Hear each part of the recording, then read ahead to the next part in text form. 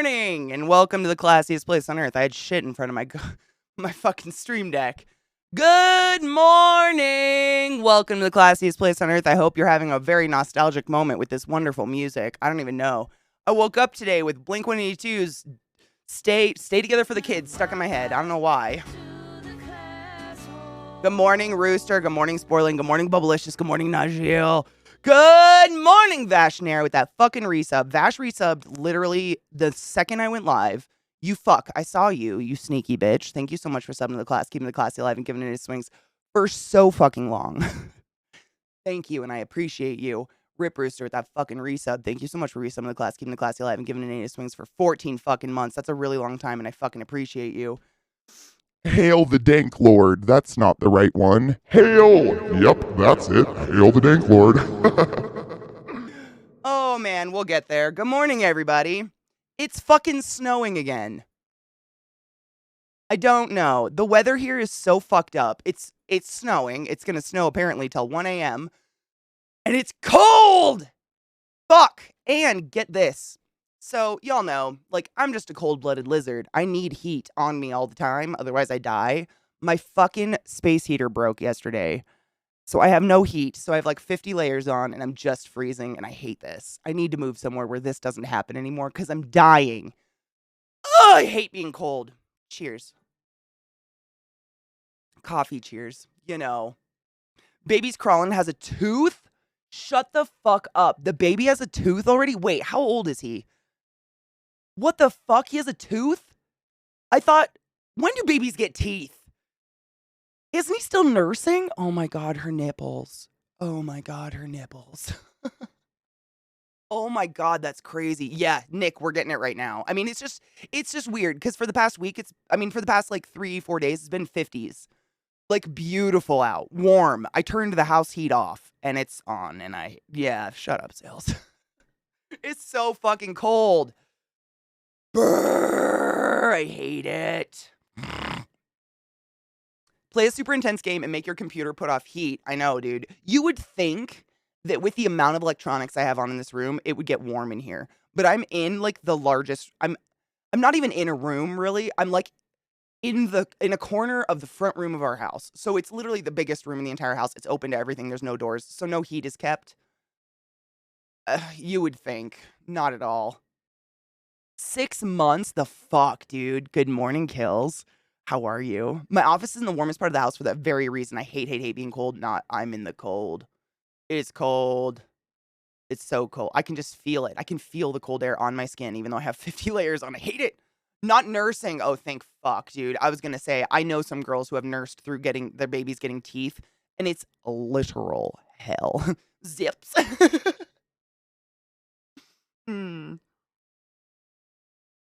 Teeth come in sometime after birth. No shit.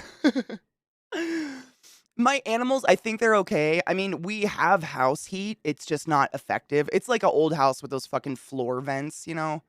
So there's floor vents under my spiders blowing up house heat. So they're fine. It's just me. I'm a mammal. I don't know. I'm a faulty mammal. Time to tauntaun Zeke? I wish, dude. You should mine crypto to heat your house. Oh my god.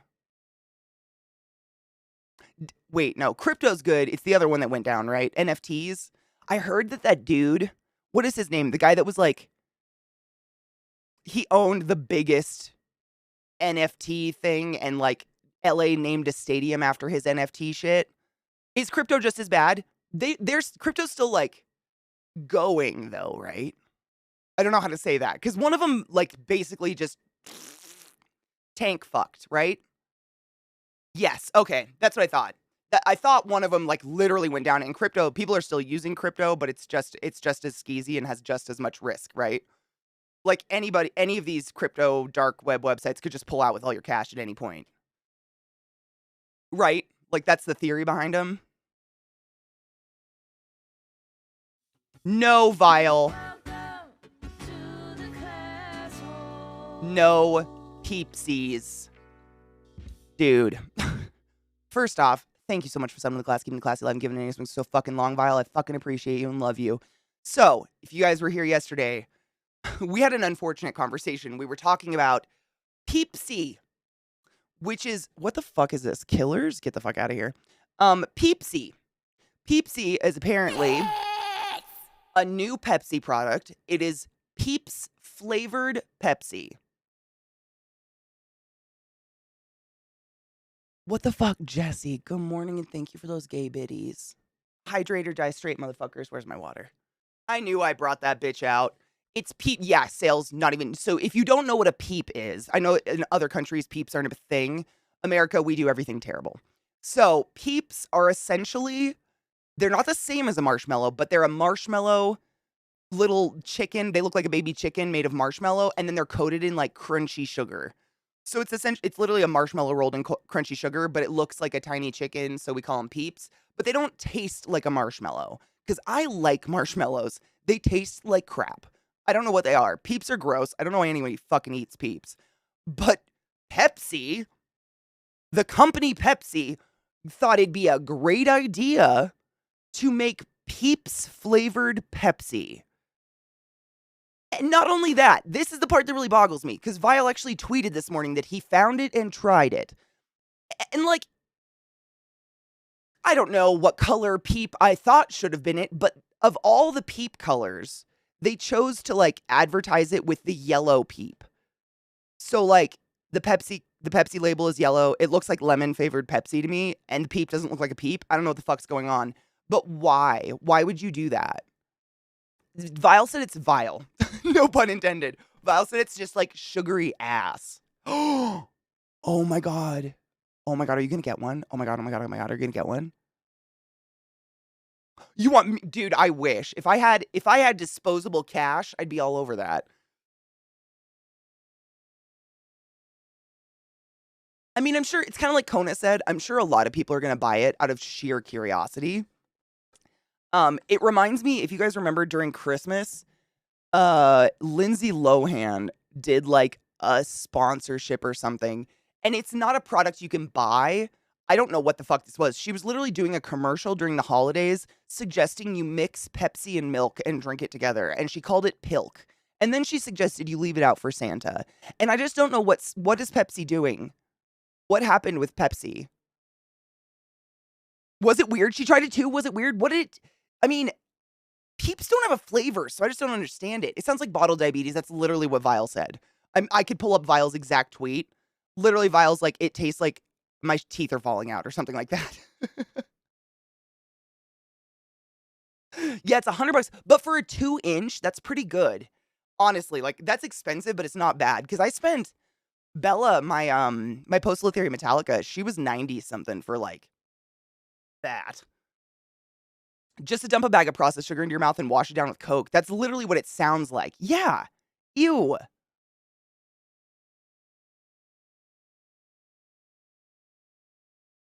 Oh, it's the second edition? Thank you, Cucks. I just got it done like a week ago. I haven't washed it yet, so I'm playing that game of like, how can we make our hair look fresh for as long as possible?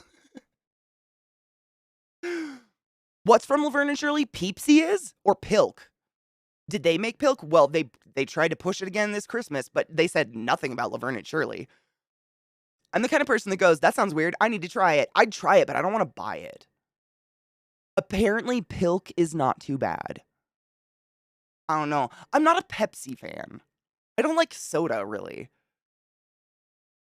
Coke Pepsi with milk's just gross. The idea of like carbonated milk is pretty fucking gnarly to me.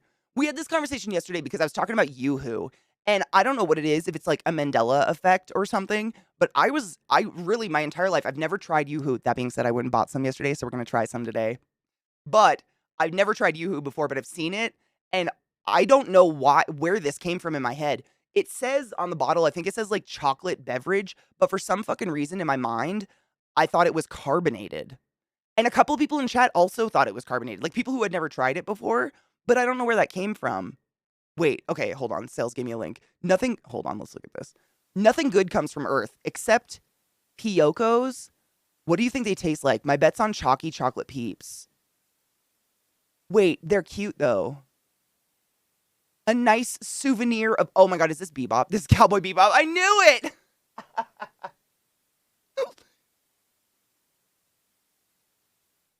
That's anybody's face when they get a Peep. Just, why? Dry shampoo's everything. Yep. Laverne did it for years. Yeah, I never saw Laverne and Shirley. Gross. Yuck. Good morning, Genova. We were talking about Pilk. Yeah. Well, we were talking about Peepsy. Do you remember us talking about Peepsy yesterday? Pepsi made a Peeps flavored Pepsi. It's so many P's. I feel like my mouth is getting tired. Vile found it and tried it, and so did Kill's wife, and both of them said it's weird. So, I believe it. Hold on. Hold on. Wrong keyboard. Katie, no. No, Catherine. I'm just pulling up Vile's tweet of the fucking Peepsy. Found it. Just tastes like you ate Peeps and drank Pepsi at the same time. Not impressed. This is Peepsy. Why does that not look like, I mean, honest to fuck, I thought that was a lemon. I was like, is that lemon Pepsi? That looks like lemon Pepsi, right?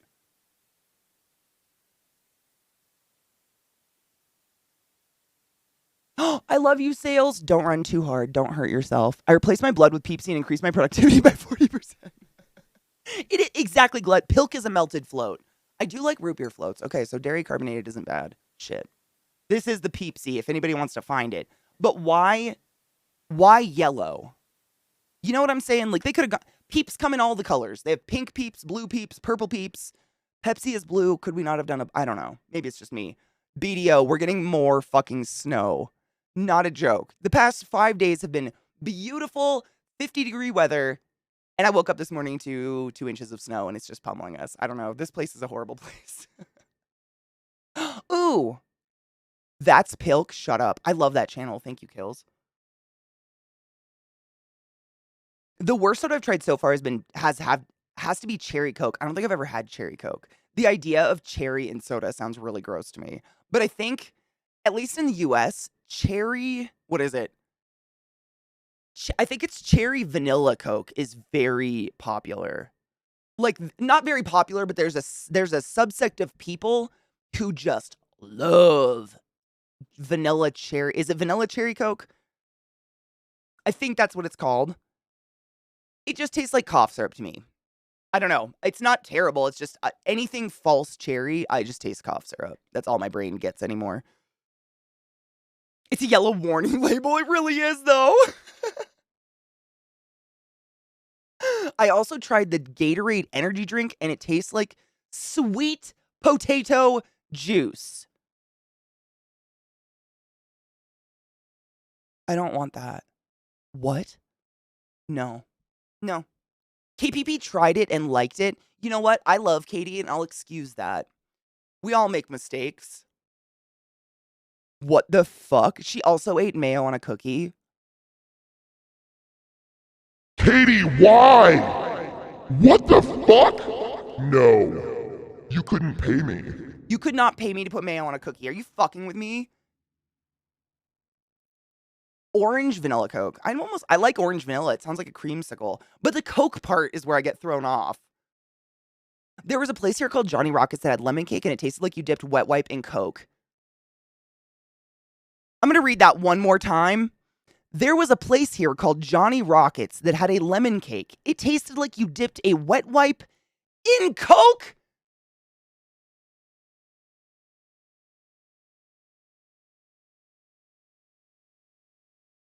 No.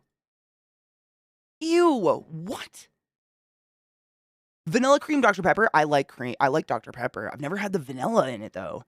Vanilla Coke's good. The best combo was vanilla orange, way better than vanilla cherry. I believe that vanilla orange is probably decent. Cherry just tastes like cough syrup. I'm not into it. I can't do that or grape. Oh my god, yes, Vile. Oh my god, if you can, like, send it to me on Twitter or something like that, fuck yes. Oh, what up, sheepy? How you doing, honeybean, you sparkly piece of shit? Did you have a terrible cherry-flavored medicine growing up? Yes. Yeah, wasn't it like Dimetap or something? I think everybody had it. Almost. It was either cherry or grape. Which is fucking disgusting.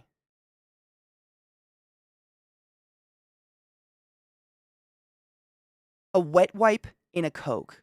That is fucking disgusting. Lemon Coke. Honestly, I know it's disgusting because I know exactly what you mean. I buy like those Clorox bleach wipes that I use in the kitchen and shit like that, and they have that lemon astringent smell. I know exactly what you're talking about. That is gross. But yes, trouble, absolutely. It was cherry or grape. Actually, cherry I can get down if I need to. Grape, however, I had a really bad experience with grape flavored things as a youth. Um, it was a terrible time. I've always, like, since conscious memory, despised false grape flavor, fake grape anything. A fake grape Dum Dum, a fake grape fucking Jolly Rancher, fake grape anything will make me ill. Like, I will projectile vomit on you. It is the fucking most. If I smell it, I start to get like sick. I don't know what it is. Fake grape does it to me. And one time when I was a kid, I was pretty young. I think it was like fourth or fifth grade or something like that. And I got sick with some sinus thing, I'm sure, because I've just lived with sinus infections my whole life. And my mom had to go to work, so she was pissed. And she was like, I can't stay home from work and keep you here. If you're sick, you have to go to school. And if anybody grew up with like nurse mom or dad, you know exactly what I mean. Like, if you're not dying, you go to school. Your parents don't give a shit. And so she made me a cup of grape Theraflu. Does anybody know what the fuck Theraflu is? It's like a powder that you put in hot water and drink it. I don't even know how you would describe it. It's like powdered cold medicine, I guess. I don't know. It's gross. They have like a lemon flavored one that I kind of do. I'm okay with. Like, if I get really sick, I do buy Theraflu because the lemon flavored one, it is really good for your throat and stuff like that. But my mom made me a cup of grape flavored Theraflu because she likes grape, and she handed it to me. She's like, drink that down and you're gonna get on the bus. And I was sitting in our living room, and at the time, I think we had just recently moved into this house because we moved a lot. And she had white couches. White. They were literally like paper white couches with this really pale green, like, checker pattern on them. And I was sitting on one of the couches. I remember it so clearly. I had my backpack on. I had my jacket on for school and everything. And I was just sitting on the edge of the couch feeling fucking sick. She hands me the Theraflu and she goes, drink that. And I was like, please no, it's grape. And she was like, do it now. So I knocked it back, literally took the cup away from my mouth, and it was like a movie. I just projectile vomited grape Theraflu all over her white couches. All over them. She still made me go to school. What a cunt. But I wasn't sick like pukey sick. That's what grape does to me. Any fake grape. I love grapes, but fake grape can go fuck itself. That was, honestly, she wasn't even mad. I think, I'm trying to remember what she said. She like slumped and was just like, like defeated, because she knew. She's my mother. She knows I can't do fake grape. Like, she's not an idiot, you know? Yeah, she knew. She knew. We got new couches. They were dark green leather.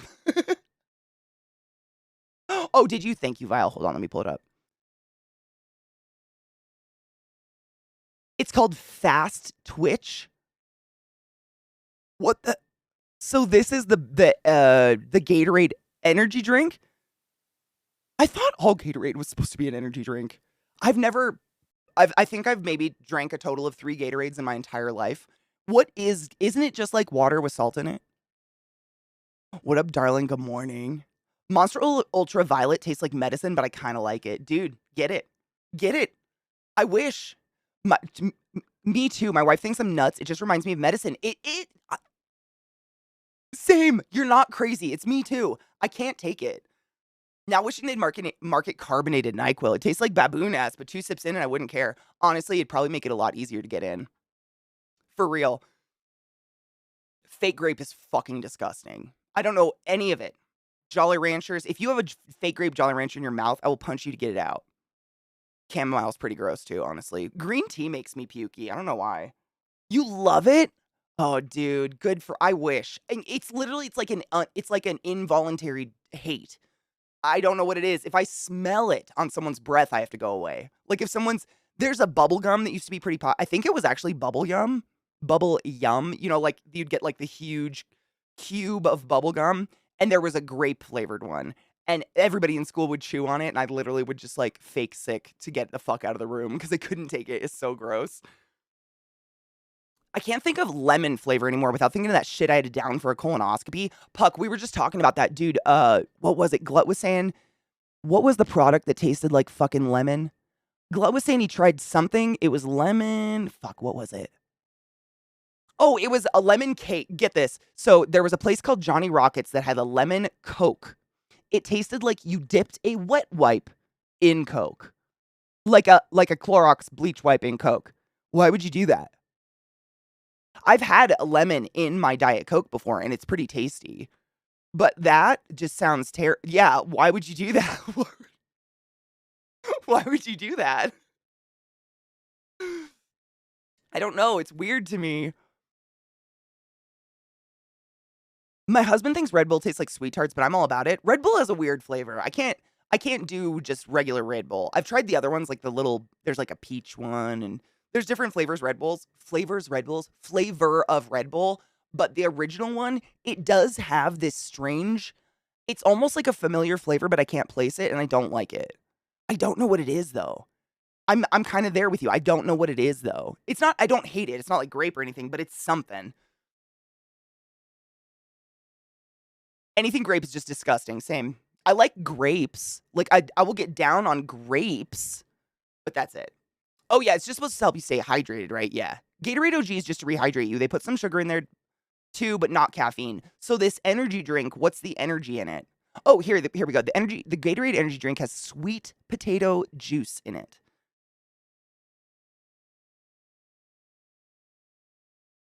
I don't want that. It also has carrot juice and beet juice. Genova. I'll stick with drinking C4. I don't know why an energy drink needs pre-workout in it, but my brain is alive! I feel that.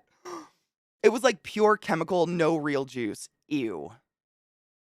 I can't have egg salad. Every time I eat it, I get violently ill. I wonder if it's the mayo. Because I'm the same. Like, mayo heavy anything makes me sick. I've never had a Balls either. I've seen them, though. They're always at, literally the only place I ever see Balls energy drinks is at Micro Center. It's the only place in my entire life I've ever seen a Balls. Yeah, I'm just gonna, actually, I have some like lemon cleaner nearby. We could just spray it in a Coke, see what happens. I don't know what I did with it. I do somewhere near me, though. I had a surgery prep lemon flavored, kind of like Pedialyte. Oh my God, Till, I wonder if that's the same shit Pucky had to drink. Give me the worst burps and acid reflux. Were you like burping the flavor? Oh, Tilly, no. Oh, icky. Oh, no. Oh, absolutely not. Strawberry apricot Red Bull. Is that like the peachy red one? It's like a dark red because I think I know what one you're talking about and I love it. Yam cum. I don't want to eat yam cum. Pineapple Red Bull's good. Yep. All the other flavored ones are pretty decent. I just can't stand that. Grape. Do they have a grape one? I wouldn't do that. Yes, same. Kona, same. You know what I think it is? I think it's the vinegar. Because, like, that's all mayo is like vinegar and egg, right? Vinegar, egg, and oil. But there's something about all that vinegar. I think it makes me sick, too. I don't know what it is. I cannot. I'll take a dry sandwich any fucking day. Till, yeah.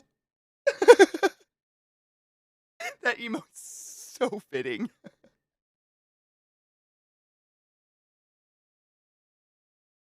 That's fucking accurate. Oh my God, wait, did I get the TikTok? I think I did. Yes, I did. Thank you, Nick. Yes, I did. I pulled it up and was waiting for it to load. Hold on, let me close a couple. I got Vile's tweet links up. I did get the TikTok. What is this? It looks like a sack. Like it looks like the bags of fat from Fight Club. Wait, I got Gamer Sups Guacamole Gamer Fart 9000.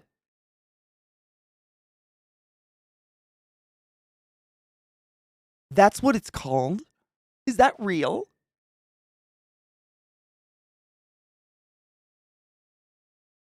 What? I can't try it because the apartment building shut off the water. Oh, for maintenance. But it's supposed to be strawberry lime. Okay, I'm into strawberry lime, but where the fuck does strawberry lime come into Guacamole Gamer Fart 9000? What? What? What? What if we don't fart? I tried a cactus flavored Red Bull recently. Ooh, was it like the cactus fruit? What are those called? They have a name. The little red fruits. They're pretty decent. They sell them a lot around here. We have a huge Mexican population, so it's a huge ingredient. The strawberry apricot one is the bright orange can for Red Bull. It was the last year's summer edition, now a permanent flavor. I don't know if I've had that one, actually. There's like a maroon can I really like. Push your feet. Hi, Zoe. How are you? No, I haven't painted my toenails. I like balls, but don't make a habit of any energy drink unless you count coffee these days. I mean, coffee's definitely an energy drink. Let's be real.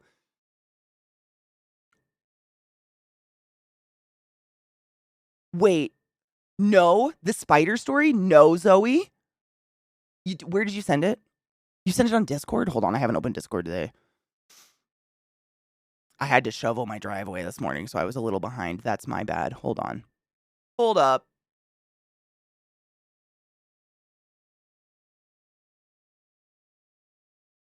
I got it. I found it. Ha ha ha ha. Oh my god.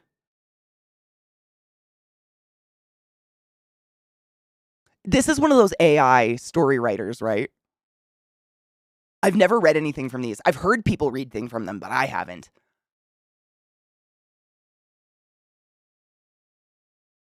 This is Gamer Fart. Shut up. It's actually Gamer Fart.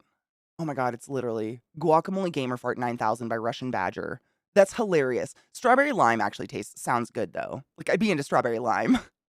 Whatever the liquid was to clean out all the shit from my system turned into a viscous fluid rather than water, like trying to hydrate via saliva. That's horrific. Prickly pear! Prickly pear! Thank you. Yes. I was trying to think because there's another name they call they actually like cook the like leaves of the cactus and those are called something else. Elote? Is it elote? Elote? No, that's something else. I'm trying to catch on to the Mexican culture, but it's a slow process. It's very in depth. But they also cook the cactus leaves, like the actual like beaver tail leaf. They skin them and cook them, and they're really good. And like it's kind of amazing. I don't know. Oh, elote sweet corn. You're right. Yes, that's the sweet corn where they put like the mayo and cheese and shit. That's the only time I'll eat mayo, by the way. Because for some reason it's delicious. Maroon's the peach. Okay, that one's really good. I haven't had him in a really long time. I usually only get him when Eliza visits. I asked it to make a gay tarantula love story. Oh, I'm very excited to read this. Agave, is that literally what they call like the leaves? Because it's really tasty. They put in a lot of things around here. Evil toaster. What the fuck? 78 months. It's people like you that remind me how long I've been here. Toaster, I fucking love you. Thank you for resummoning the class, keeping the class alive, and giving it 8 swings. For real, I forget. It feels like I just forget. I just don't even realize how long I've been here. And then people like you come around and I'm like, have I really been streaming for that long? Holy shit. Life is weird. Nopales. That's the word I was looking for. Nopales. Is that how you say it? Yes, nopales is the cooked cactus leaf. Thank you. That's the word that I was trying to pull out of my brain that did not come out. She's in Jersey. I mean, Eliza literally works Monday through Friday all day while I'm streaming. So she pops in usually once in a while and is normally, lurking. But she works all day. And she's usually literally she's kind of like Glut. Like, just lives in meetings all day. So it's really hard to, participate. But she's almost always lurking. Agave is used for tequila. Isn't it agave and... There's another plant they use for tequila, isn't it? Oh my god. There's another one they use for tequila, isn't it? It's agave and something... Ignore me. My brain's broken today. Unfortunately, I know. That's the weird thing, is that, I've had a sub button for at least 78 months, but I've been around longer than that, which is... I mean, Evil Toaster, I don't know if you... my sub of... My... What is it? My partnerversary? Yeah, my partnerversary is technically December 23rd. And I forget about it every fucking year. Every year I forget, my birthday, March 3rd, is my streamiversary. That's when I started streaming. I forget it every single year, even though it's my fucking birthday. Forget it every year. I don't know why. And this year, the day before my streamiversary, I don't know what happened. I think I got, an alert or something from Twitch, and it was like, congratulations on 8 years.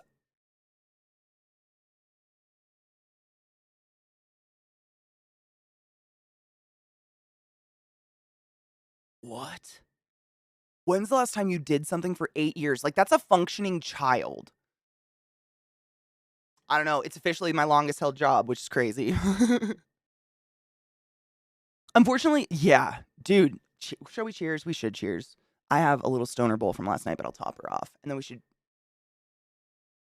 Yeah. Yeah. Sorry, my brain blanked again. My brain is gooey.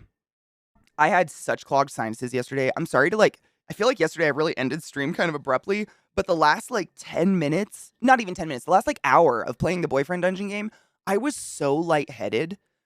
And I didn't want to say anything because I was kind of worried. Not worried, but I was just sitting there please go away. Please make this feeling go away. It was weird. It literally felt like I had taken an edible and forgot, but I did not. I don't know. It was weird. My sinuses do weird things to my brain.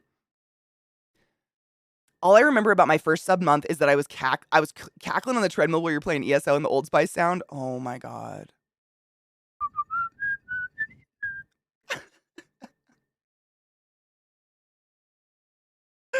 Man, it's weird. Time flies though, right?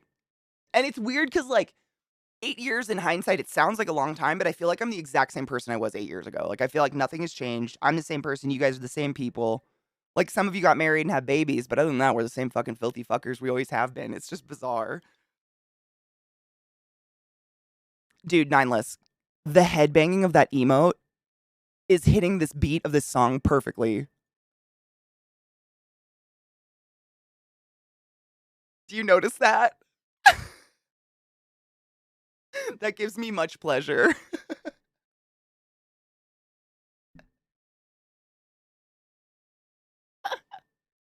Good morning, Kinger. How are you?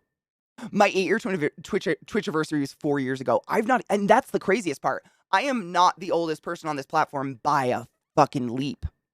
There are people who have been here much longer than I. Zach, for one. He's going on 12 years or something like that. It's fucking crazy. Dude, this account is over a decade old now. My original's 16. And that's I feel like I've been here for a very long time and I have not been here for half as long as most of you people. It's kind of crazy.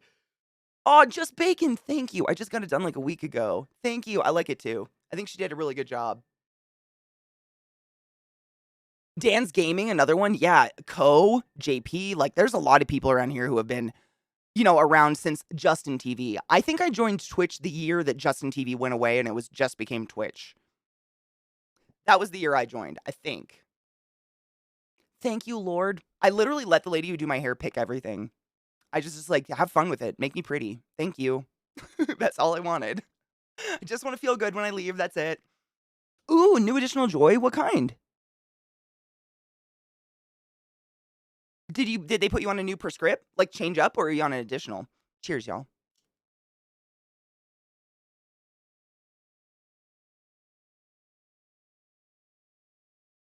Yep, Tom Craig. Man, they're OG as fuck. They're the legitimate godfathers of the platform.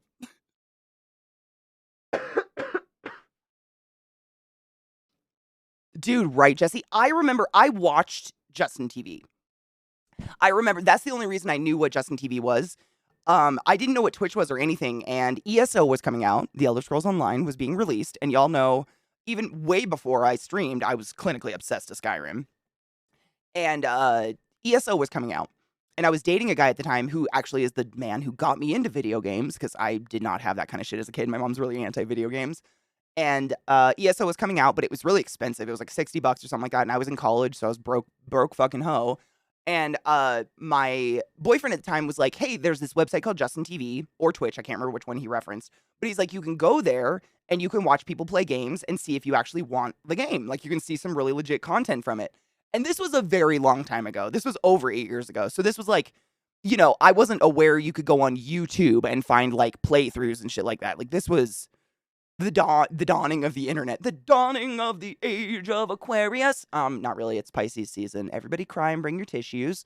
And so I went on Twitch and I went to the ESO category and I watched the top streamer in the ESO category. And it was a couple that were streaming dual screens, and they were just sitting there in their chair doing nothing, just sitting here like this. And every 5 minutes they'd go, yeah, the game's worth it. Yeah, it's worth it. They looked so bored talking to their chat, and they had thousands of people watching them. And I guess this is where my arrogance kicked in. I literally was like, I could do better than that. That's sad. And I went to Walmart in the middle of the night and got a webcam, and I started streaming the next day. And here we are. I don't think they stream anymore. But that's how it started. But it was Twitch by the time I started. It was definitely Twitch by the time I started. Lamotrigine. Ooh, I want to look that up. I haven't heard of that one. Hold on. Just my morbid curiosity, you know. Use alone or together with other medications to help control certain types of seizures. Oh, okay, so it's a combination drug. Okay. Do you get seizures? I wonder if it's being used for something else. Yep, it's probably off-label for anxiety. Exactly. That's like Concerta's that way. It's an ADD med, but sometimes they'll use it for depression and stuff like that. I watched him in college. Isn't that weird? I used JTV to watch people play Guitar Hero and Rock Band live. I used to beat those games the night they came out. I was obsessed. I hope it works out for you, seriously. Oh, no, shit. Evil says they did the same thing for my husband, and it took a bit, but it helped him out so much. Was it like, is it a drug, Evil, that has to like build up in your system similar to an SSRI? Is that why it took a while? Because I know like SSRIs work that way. So if you get put on an anti-depression med or anti-anxiety med like an SSRI, it actually takes 6 to 8 weeks to build up in your system before you feel anything from it. Good morning, Barilla. How are you? Ooh, another great thing came across my TT FYP. A guy who want to start a movement, M&M's equals means for minimally, medium, and maximum melanated because we're all in the same bag.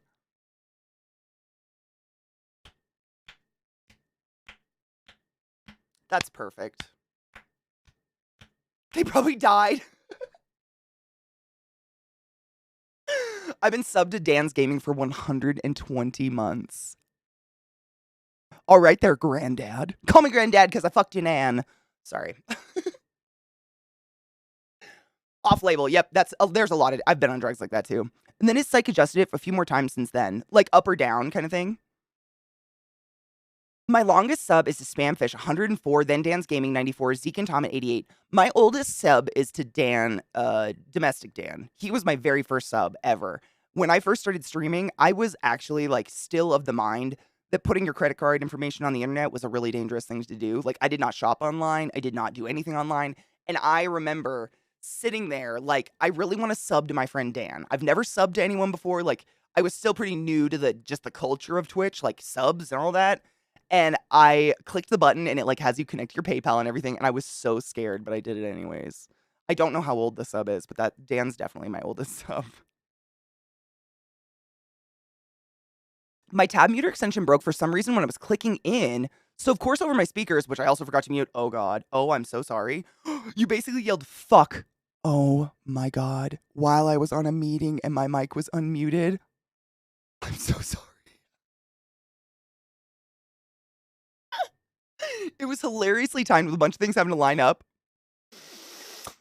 Were they mad? Can you tell them I am so sorry?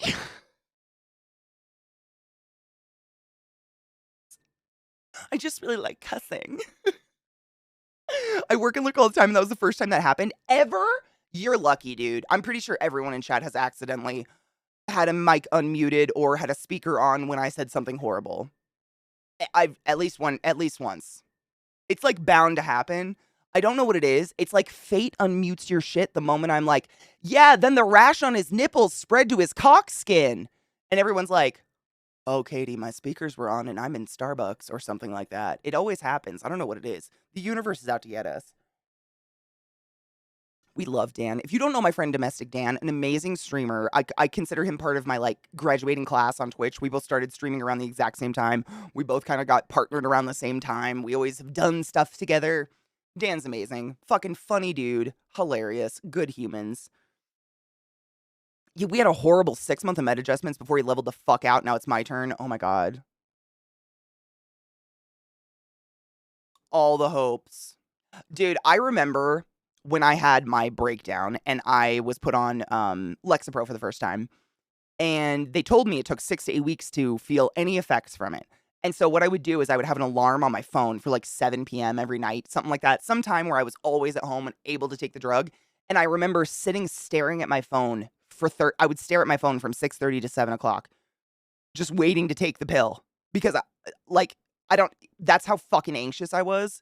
It was insane. It was literally like 6 to 8 weeks of me feeling like a fucking psychotic person. The only thing that saved my life was edibles. Seriously, I lived off of CBD edibles. That was the only thing that kept me like not so anxious that I was literally feeling like I was just gonna vomit on everybody I saw. Blah. The good old 2015, 2016. Seriously, it's like Mav, Dan, we could go on. Viking Last. There's just this, and I don't know if is that how they always do it? Like, do people always get partnered like in classes like that? Because I've talked about this before, but it's weird. It's like we all started streaming around the same time, but did not know each other previous to streaming in any way, shape, or form. Even though Dan and I lived in the same city, we didn't know each other. But we all started streaming around the same time. We all kind of got partnered around the same time. And then, like, I don't know if Twitch does this on purpose, but whenever they invite us to do something for them, like, you know, when Dan and I go to TwitchCon, I'm sure you guys have seen us do, Dan and I have been on stage together many, many times at TwitchCon, but it's because Twitch does that. Like, they invite us together as a group, always. We're always in the same, like, graduating class of streamers. So if I'm ever invited to do something at Twitch, I guarantee Dan will probably be there, Mav maybe will be there. Like, there's just this lineup of humans that I've known for like 8 years now. It's weird. And we always end up doing stuff together. It's bizarre. I don't know why. Good morning, Viata. I fucking love your hair. It is so goddamn sleek and cute. It's very French. The OG creatives. Isn't that weird? God, that's weird.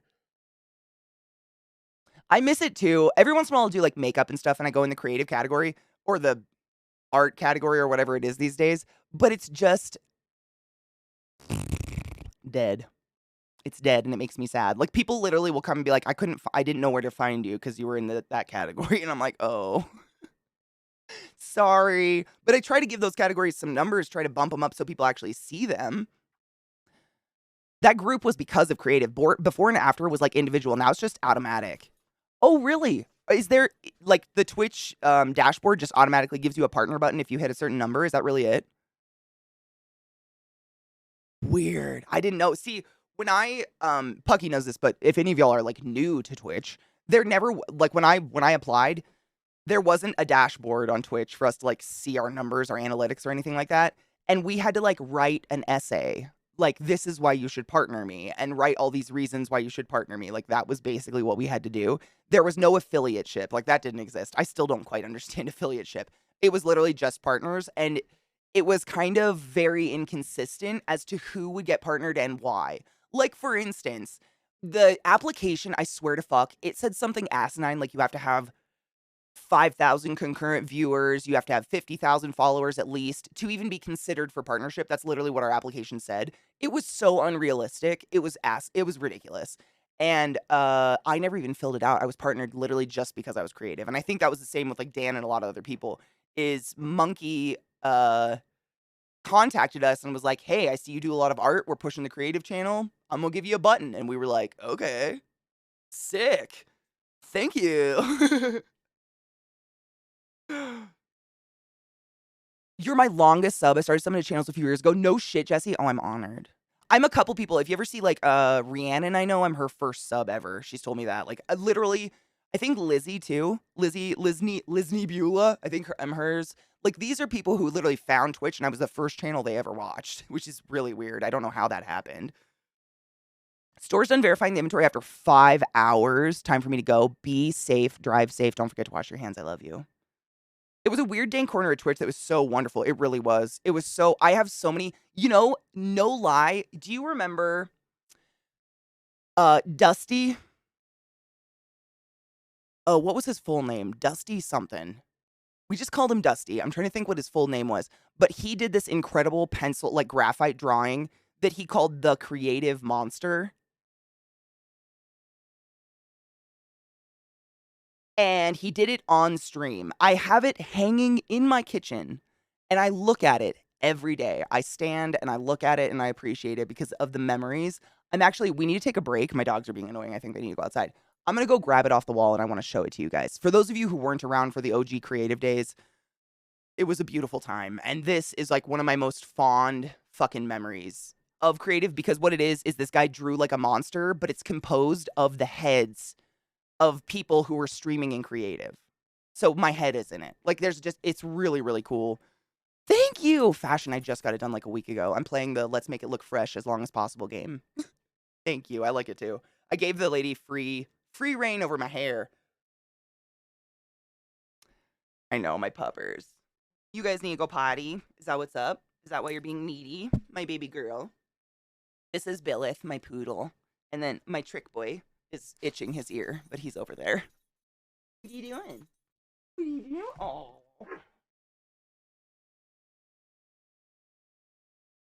That's how I get hit in the face, by the way. That stupid foot. You man, girl. Yeah. Oh, yeah, we want to go outside. She's a sweet, sweet cuddler. She's a douche. She has Muppet paws that bat me in the face all the time, but she is a sweet dog. She just a goofball. She's just a ball of goof.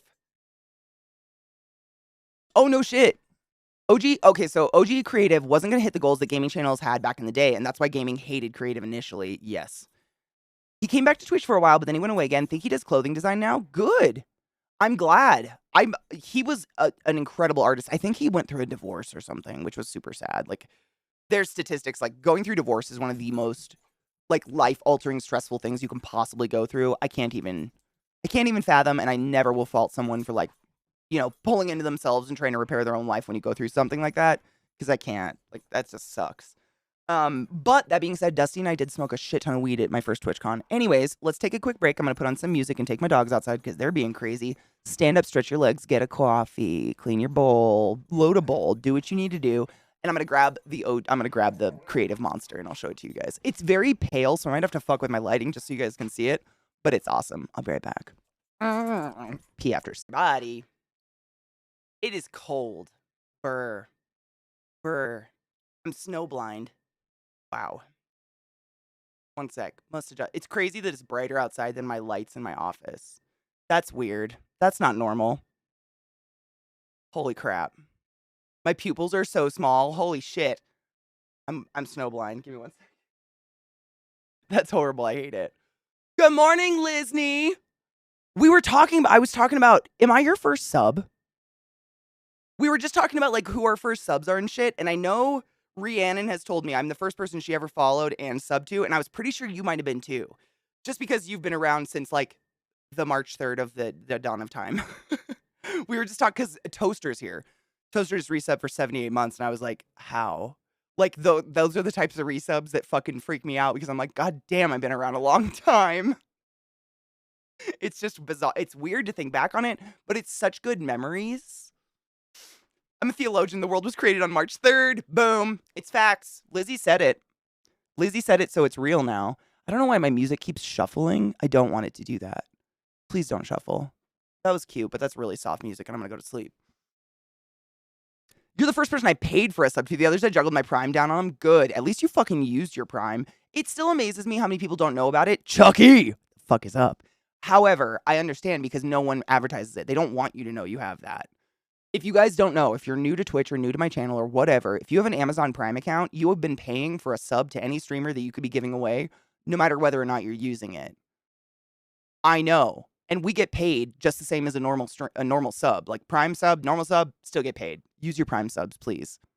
It's just crazy how much money. I mean, I can't think of all the Prime accounts out there that don't know Twitch exists. They could probably solely support the streamers. Like, if everybody got a hold of, like, their parents' Amazon account, and their grandparents' Amazon account, and their cousins who have no idea what computers are and use them, you could probably support a full fucking family of streamers. It's kind of nauseating to think about. Oh, LASIK, thank you so much for summoning the class, keeping the class alive, and giving Nate swings. I fucking appreciate you. And using that Prime sub! Thank you for the Bezos bucks. I'll buy drugs with them. Also, I'm so glad Bobo's here because I thought on the root beer thing, my son's name would be Root Beer Bobo Beulah. Shut up. Root beer Beulah. Beulah. Dude, I try not to forget about my Prime. Honestly, I usually put my Prime on people like Zach or something, a stream that I'm in regularly enough to remember to use it. Because it doesn't remind you to resub like a normal resub does. It doesn't auto resub. You literally have to click it every fucking month. So I try to put it somewhere where I know I'm going to be, so I absolutely fucking use it. Fun fact though, if you're married, partnered, and you share a Prime account, you only have one Prime sub, so you have to wrestle it for no shit. Oh, that sucks. At least it's not a wasted Prime though, right? I mean, literally, if you just think about it very casually, like quantify all of the Amazon Prime accounts in the world and how many fucking Prime subs there are out there untouched. It's nauseating. It's a lot of money. It's a lot of money just going into Bezos. Ugh. I know when to use mine because the moment I don't have Katie's emotes, my life feels way less gay. Get it, gays? Hi, gay. Yeah, we wouldn't. You know, We haven't watched Hey. We haven't watched that video in a very long time, and I feel like we should. And then I'm going to read this gay tarantula story. Hold on.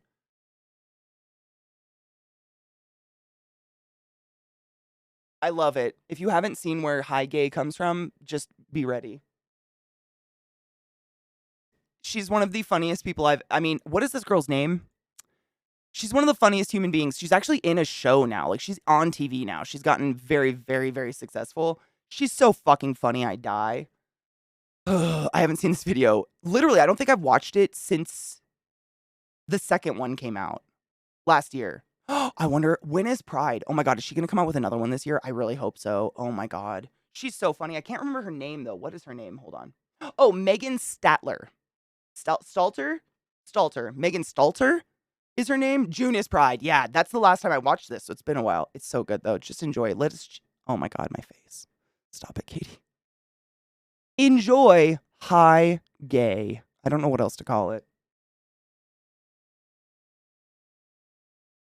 Cheers.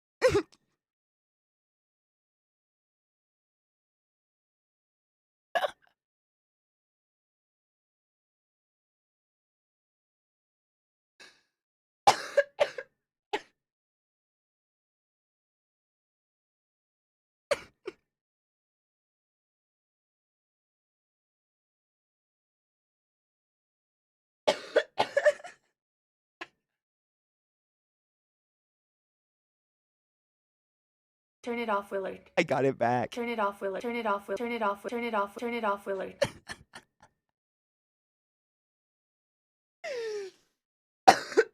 She's so genius clever. I can't with that woman. Turn it off, Willard.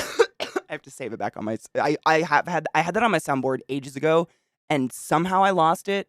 But if I don't fucking hit save 6 times on GoXLR, it won't save, and I want to get that back. Turn it off, Willard. Because it's important.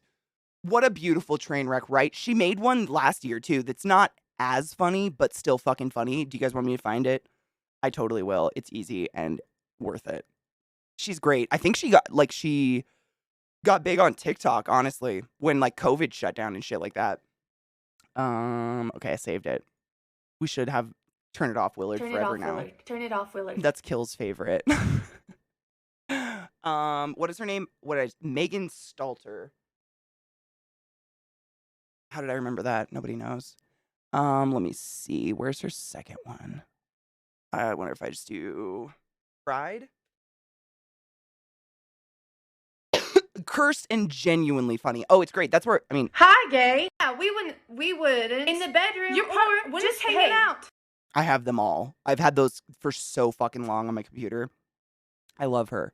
I can only find the first one, though. I can't find last year's. It was funny. It just wasn't, like, as funny, but it was so funny. Fuck.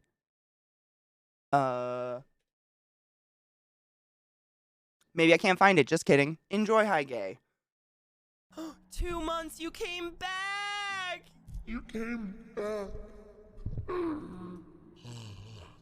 Thank you. A Yeah, shop? for real though. Oh, Satan, motherfuckers. I'm gonna get a high gay sweatshirt. That's gonna happen. God damn it, Erican. Fuck. Pikachu, come out! I'm gay. That's also one of the best clips I've ever seen in my life. Dead Minds podcast. Thank you so much for some of the class, keeping the class alive and giving any swings for so fucking long. I appreciate you. Thank you for coming back. God damn it! Just popped in. I've been wrapped up in the news for days, digging the new hair. Thank you. I just got it done, so you didn't miss much. Don't worry about it. But the news is fucked and the world is fucked. Thank you. I'm gonna load a bowl and reach ears. I'm low on weed, so we'll see where we go with this today. Yeah, High Gay is fantastic. I don't know. She's just so fucking. She's funny. She's got a fucking. Some people, I feel like, just have like a knack for being funny. I don't know what it is. They're gifted. She also feels like genuinely real. I know it's a parody, but it's just that fine line between real life and parody. Oh, she is. I've watched a lot of it. Just she like, once that High Gay video got big, and she's on a show. I cannot. Oh, she's on Hacks. Hacks. She's on Hacks. If you watched Hacks, once she was on those, she actually got an interview. Like she was on, Jimmy Kimmel or one of those. I don't know which one of the late night things. She's done a lot of interviews, and she truly is like that kind of awkward and odd. This song is called Run by Lane 8.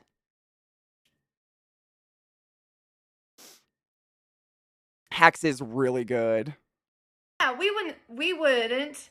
Your part wouldn't, hey, in the bedroom or just hanging out. Hi, gay. Calm the bitch down. Perfect. We quote that all the time in this house too. That literally, High Gay is a permanent thing. I love Lane 8 too. No, I totally get it. I'm terrible that way. I can, like, I've said this for ages, but if I could project an image of what I was thinking when I can't remember the name of a band or the name of someone, life would just be easier. Okay, we have a TikTok from Nicktastic. I want to watch this, and I'm going to read this gay story. Gay tarantulas. I don't know what this is, but it looks like a flesh bag. Wrong thing. What is this? I don't know what's happening here, but we're gonna enjoy this. I have no idea. Hold on. Excuse me, Lane 8. I need to hear this. Whatever this is. Oh, it's muted. Of course it is. And low? Okay. This is how we make the orange juice at our McDonald's. It comes in a bag, and here's the sizes: small, medium, large, and extra large. You're gonna hit your medium. What? When the orange juice is pouring, you're gonna stop it midway so it don't overflow. And this is how we make the orange juice at our McDonald's. Wait. This is how we make the orange juice at our McDonald's. It comes in a bag, and here's... Wait. Is it orange juice, though? Or is it just a sack? This how we make our orange juice. She sounds like she's from fucking Baltimore, to be honest. I was saying High Gays unironically with no brain cells. 100%. Yes. Yes. Hacks is a really good show. If you haven't seen Hacks, what's the lead lady's name? Not her writer, but the lead. She's such a good actress. I'm obsessed with her. I can never remember her name. She's in,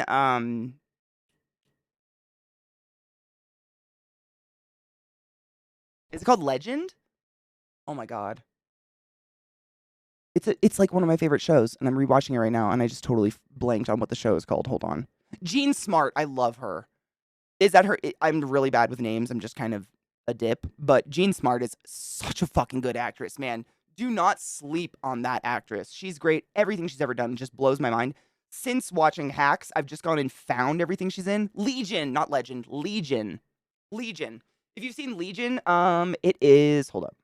Don't play. Don't play. Don't play. I just want the information for the show. Shut the fuck up. I fucking hate when it... Just give me... I just want the information for the show, please. Because I forget people's names. Dan Stevens. Dan Stevens, Aubrey Plaza are the main two people in it. If you haven't seen Legion, it is a fucking wild ride of a show. I think it's on HBO and it's on Hulu. I don't know if it's anywhere else, but I don't even know how to explain it. It's a fucking mind fuck of a show. But it's got Aubrey Plaza in it, and she's fantastic. And so is Dan Stevens. I really like him. He's the dude from Downton Abbey, like the cousin everyone's trying to fuck. Aaron Orange. Cheers.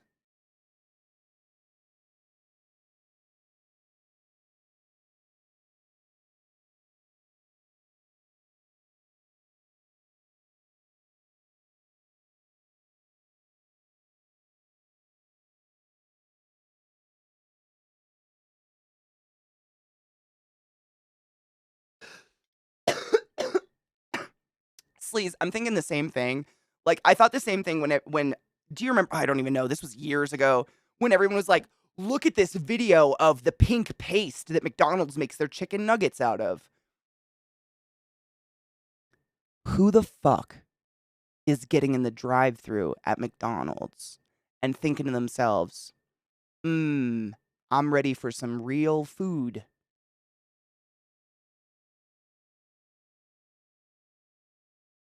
Who? You're like, that's not.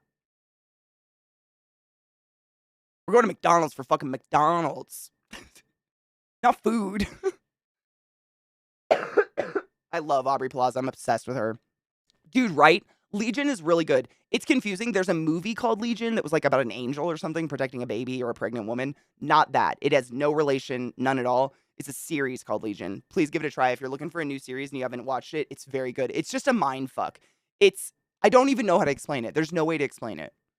This guy is in an insane asylum and he starts learning that his insanity is actually his superpowers or something. I don't know. It's crazy. Just watch it.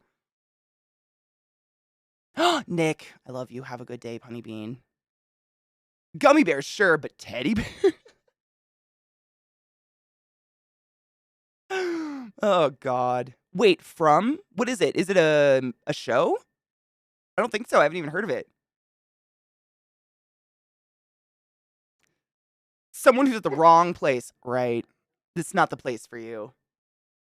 I feel like there's a dog hair in my eyeball. The other Legion's crazy too, just in a totally different way. Yeah, they're just not related. Both good pieces of media, though. It's all about Professor X's son. And it's just called From. Where can I watch it?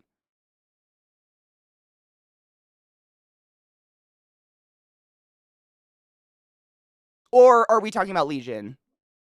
Legion was a comic. Yes. I'm confused. Are we talking about this show From? Or are we talking about... I'm just confused which one we're talking about because they sound similar, but I could be just totally following the wrong conversation. I remember people being like, they put yoga mats in the food. Dude, yeah. Or like, they pre-cook the burgers and put them in a warmer. Bitch, you're at fast food. Like, you're getting a burger for $1. Shut up. We have food standard laws here, so our McDonald's is real food. It just still makes your intestines come out very quickly. I mean, ours is real food as well. It's just not, it's not going to be the same as when you go buy some hamburger at the grocery store and make your own cheeseburger. But that's the price you pay for getting cheap food, right? From unravels the mystery of a nightmarish town that traps all those who enter. What the fuck? As the unwilling residents fight to keep a sense of normalcy and search for a way out, they must also survive the threats of the surrounding forest. That sounds like a good game. I'm gonna write that down. Fuck, where's my notebook? Hold up. I've lost my notebook. I don't like saying cheap. I like saying inexpensive. Cheap, in my brain, I agree with you. Cheap implies low quality. Inexpensive does not imply low quality for some reason. And when I say cheap, I just mean like affordable, basically. Dude, Erican, I'm saying. Well, so if you read the comics, Legion is Professor X's son. So he's technically an X-Man. And the show is really confusing because half the time you're like, is his psychosis just trying to make logic of his psychosis by telling him he has superpowers? And the show goes back and forth and it fucks with you the entire show. I mean, how many seasons are there? There's 3 seasons, and the entire time you don't know if it's real or what's real, I guess. And I think, God, it's been a really long time since I read the comics, but from what I remember, it's like he's so powerful he can't control his powers. And so his brain kind of makes him think he's crazy to protect him, right? From himself. God, it's been a while. Let me grab a piece of paper.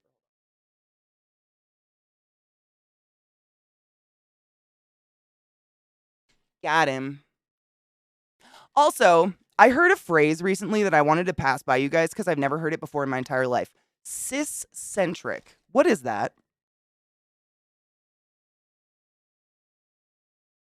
It's on Prime? Oh, but it's moving? I wonder if I can get through it until then because I do not have MGM Plus, whatever the fuck that is. Watch From. That sounds like a cool show, though. But is it? I mean, what is real food anymore? Let's be real. Yeah, Legion is like I mean, he's like Squirrel Girl or something. Like, he's so fucking powerful, no one knows how to beat him. Yeah, he's Omega class and can't control his powers and doesn't, this is just what I remember from the comics. Again, it's been a very long time. But his brain tries to protect him from himself by kind of convincing him he's crazy, and that's why he's in an insane asylum. It's weird. They call it McDonald's because hot, salty goop and had poor impression scores across all demographics. Facts on that one. Legion, the Angel movie, has a TV series called Dominion set after the movie. Oh, no shit, is it pretty good? Straight people centered. What would you use it in context to, though? Like, that's where I was kind of confused. I was like, what's the context for cis? Would it be someone that is, like, the way they think is cis-centric? Would that be it? It does sound turfy. I wrote it down because I don't, like, Google's shit. I'd rather talk to real people about this term and figure out what the fuck it is. I can't remember. I heard it, like, just in some YouTube video randomly, and I remember I literally just wrote it down because I wanted to ask you guys, which is weird. I write shit down, words and stuff like that, because I'm like, I know the literal definition, but where is the context for this? Where is it being used? Yes. Okay. So Erican says so I am correct. Because he has full access to his powers, would cause him to lose his mind. There you go. So his mind, like, protects him by convincing him he's crazy a little bit. Ooh, yes, Mayo, absolutely. Hold on. We need good news in the world. Prime bought MGM and is launching MGM Plus. The first 2 episodes from are still on Prime. Fuck, that's stupid. I'm gonna have to get a fucking torrent. That sucks. I hate what they've done. Like, you go on Prime and you're like, there's a movie I want to watch, and it's like, you have to have this add-on. Like, it's literally becoming Dish Network. Do you guys remember Dish back in the day? I mean, my parents had it, so I wasn't fully aware of what they were paying, but every, like, group of channels you added another, like, $20 to your monthly bill. I mean, they were spending over $200 on Dish Network at one point. And I feel like that's what all that shit's becoming. They're paywalling everything. Or they bait you into it. Another show did that. Oh my god, what was it? It's the new oh god, brain. Interview with the Vampire series. Literally, the first episode you can watch, the rest of it you have to pay. And I was like, go fuck yourself. I'm not, like, I'm interested, but I ain't that fucking interested. Go away. It's microtransactions on movies now. I'm dating cis-centric. Wait, like, I'm dating cis-centric, but sometimes after a few drinks, I can be a little hetero-flexible. I have no idea. Me neither. That makes more sense than anything. I would use it in an extremely derogatory way. It's gross. That's how it was used. It was used in describing the thought process of another human. Like, God, who was it? Fuck, I can't remember. I listened to a lot of podcasts, and they were talking about a way of thinking that is cis-centric. And I was like, I just couldn't get the feel if it was a negative feel, like if it was a negative thing or it doesn't sound positive. It sounds like an excuse to be transphobic. Is that just me? I'm laughing because I'm anxious. The fucking a la carte bullshit. Exactly. It is insane. It's insane. It's crazy. And Prime is the only one I've really seen do that, where it has, like, additional subscriptions, whatever, fees or some bullshit like that. It's stupid, and it is bullshit. Still better than microtransaction on cars. I mean, cars are necessary, though, unfortunately. It's a money trap. Like the series Ancient Aliens. If you want to watch all the episodes, you have to sub to multiple apps. Fuck off. Multiple? They've separated, like, the seasons across multiple services. That seems illegal. That seems so fucked up. I'd say cis-centric is like heterocentric, Eurocentric, etc. Cis-centric is assuming a perspective that centers cisgender experiences. Eurocentric viewpoints assume that European values and morals are the standard, the yardstick by which we apply other things. So cis-centrism, it's the same thing. We look at straight relationships in a cis-centric way, assuming the gender binary, born with assigned sex only. I like that. You're so smart. You're so smart. Your brain is a beautiful place. For all of history, everything everywhere is cis-centric. That's why narrow-minded folks think it's the default. Exactly. Yep. Oh, I think they were talking about someone in the government. Man, I don't know. Fuck my brain. But yeah, I'm glad I'm on the same page as you guys. It felt icky to me. It felt like an excuse to be transphobic, and I just wanted to make sure I wasn't totally off base on that. I appreciate you guys. Thank you for being my friends. Illegal equals capitalist. I mean, why not both? I mean, did you see Bernie Sanders is coming out with a new book? It's called It's Okay to Hate Capitalism. I kind of want to read it. When I buy a car, I expect to own it, not having to pay monthly to be allowed to use turn signals or go full throttle. Can you imagine? That'd be insane. Yep, it's the default way of looking at gender in the West. Oh, yes, the article. Thank you, Mayo. Okay, so the article. Oh, shit. Really? Oh, God, this is news on Andrew Tate, that fucking waste of air piece of shit that locked women in a house and made OnlyFans and raped them and shit. It's just the worst thing in the entire world. So it says, sorry, it's so cold in here. Romanian court rules to hold Andrew Tate for 30 more days. Bucharest, Romania. A court in Romanian's capital agreed Tuesday to extend social media influencer Andrew Tate's detention on suspicion of organized crime and human trafficking by another 30 days, an official said. Tate, 36, a British U.S. citizen known for misogynistic views who has 5.1 million Twitter followers, that's disgusting, was arrested December 29th, blah, blah, blah. It was the third 30-day extension granted since Taint was Taint. Oh my God, can we just call him Taint now? Shut up. Since Taint was arrested, the brothers also lost an appeal on February 1st of a judge's January 20th decision to keep him behind bars while investigations continued. So basically, it's because of investigations continuing. I was just trying to figure out why they extended it. Oh, a document explaining the earlier decision said the judge took into account the, quote, particular dangerousness of the defendants and their capacity to identify victims, quote, with an increased vulnerability in search of better life opportunities. That's disgusting. Ew. He is such a fucking waste of air. Ew. He's a fucking taint. Good morning, Taco. How are you? That's literally what car manufacturers are looking into. That's fuck off.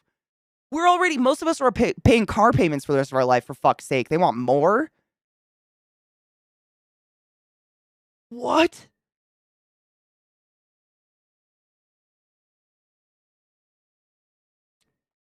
I know, Rod, I was gonna say the same thing. Like, I've seen some nice taints in my day.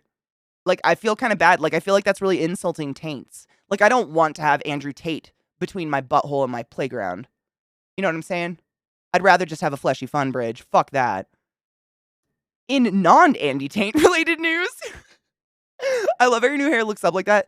Thank you. I'm just trying to make it look not as dirty as it is to make the color last as long as possible. But she did such a good job with my hair, honestly. I don't think I could make it look bad. Like, I didn't do anything. All I did was put it in some buns this morning. Like, literally. It's dirty as fuck. She did such a nice job. Press, right? I kind of take pride in my taint. Like, it's clean, it's nice, it's not wrinkly and weird. I got no, like, hemorrhoids bulging out or anything. Like, I have a nice little beehole. And I don't really want to associate it with Andrew Taint fuck. Because fuck that guy. I'm on it, Rod. Yeah, let's not with that. Student loans, exactly. Like, I just don't understand how they expect us to serve. That's got to be illegal. Like, the government has to be able to step in and be like, you can't do that, because that's insane, right? Press, I want to eat it too. Seriously, this is exactly how it looks in real life. I've gotten in the mirror and, like, gotten real close. It looks fake. It's so vibrant and so, like, consistently colored. I mean, in the morning, I'm, like, looking at it like, what the fuck? It literally looks like a gummy bear. Like, I want to eat it. I get it. Yeah, she did a really good job. I cannot take any credit for this. This was all her Instagram. If anybody wants to check out who did my hair, she works in Denver. It's at Kat Does Hair, K-A-T. Her name is Kat. Cake! What do you think? It's real dirty, but I'm just doing my best. It's a wig of candy floss. Don't be fooled. I don't know what you're talking about. I can't even get it in my mouth. It's not long enough. Oh, don't do that. Don't do that. Cheers, Najeel. We're all ciscentrists in the same way we are all Eurocentrists. It's not a bad thing to be, as it's the system we were raised under. It's a thing to unlearn and not to encourage or inflict upon others. It's all about growing, right? Growing as a person, opening your eyes. Like, I hate that these, like, ultra political right wingers like to villainize being woke. Who the fuck? Zach and I were just talking about this last night because I hate that the term woke is becoming like a joke word to them. Who the fuck doesn't want to experience something in life that awakens them to new information? Like, the only way you learn is to fuck up and be wrong. That's literally it. It's the only way. You know? I don't understand why people want to stop learning and growing. You know what I mean? There are some of us who benefit from Eurocentrism or ciscentrism a lot more than others. Some who reinforce it more than others, and some who buy into it, or some who have never had an opportunity to benefit from it. Yeah. Which is, I mean, it's systemic, right? Dude, Erican, I would just suggest paying someone professional to do it because they fucking do a good job. That's all I got. Thank you, Cake. I think she did such a fucking good job. I like my hair. It's bright and it's fun. It makes me feel springy. People who are afraid to change, which is weird because then I go to the step, Mishy, where I'm like, what instigated fear of change in them? Like, what did it? Because I'm pretty positive the vast majority of us have gone through many different changes in our life in many different aspects without our permission or without our say. You know, shit goes down all the time. Things are constantly changing, but we haven't become closed-minded asshats because of said experiences. What's the difference between us and them that makes them like, you know? That's where I get weird. I just don't understand it. More like a systemic, ew. Yeah. Some people don't want to ever have to admit they're wrong about something because it would cause them to doubt their beliefs, which that's why I don't like using the word belief. I try to keep it out of my vocabulary because it's become such a solidified word. Like if you say, I believe blank, I immediately assume you are just done learning on that topic and we're not going to go anywhere with that conversation. Like that's not, belief is just so fucking like finite, I guess. Whereas if you just, you know, if you're learning and open to things and you're a child of academics, then there's no problem with being wrong because it didn't challenge some like fucking core foundation you've built your entire existence on. You know? That's so sad, Rod. Mickey says hello and he thinks your hair is awesome too. Give him a lick. I love you, Mickey. Thank you. They don't want to lose their power, which is sad. They use it as a euphemism for lefty ideals rather than its original intention. Exactly, and I hate that.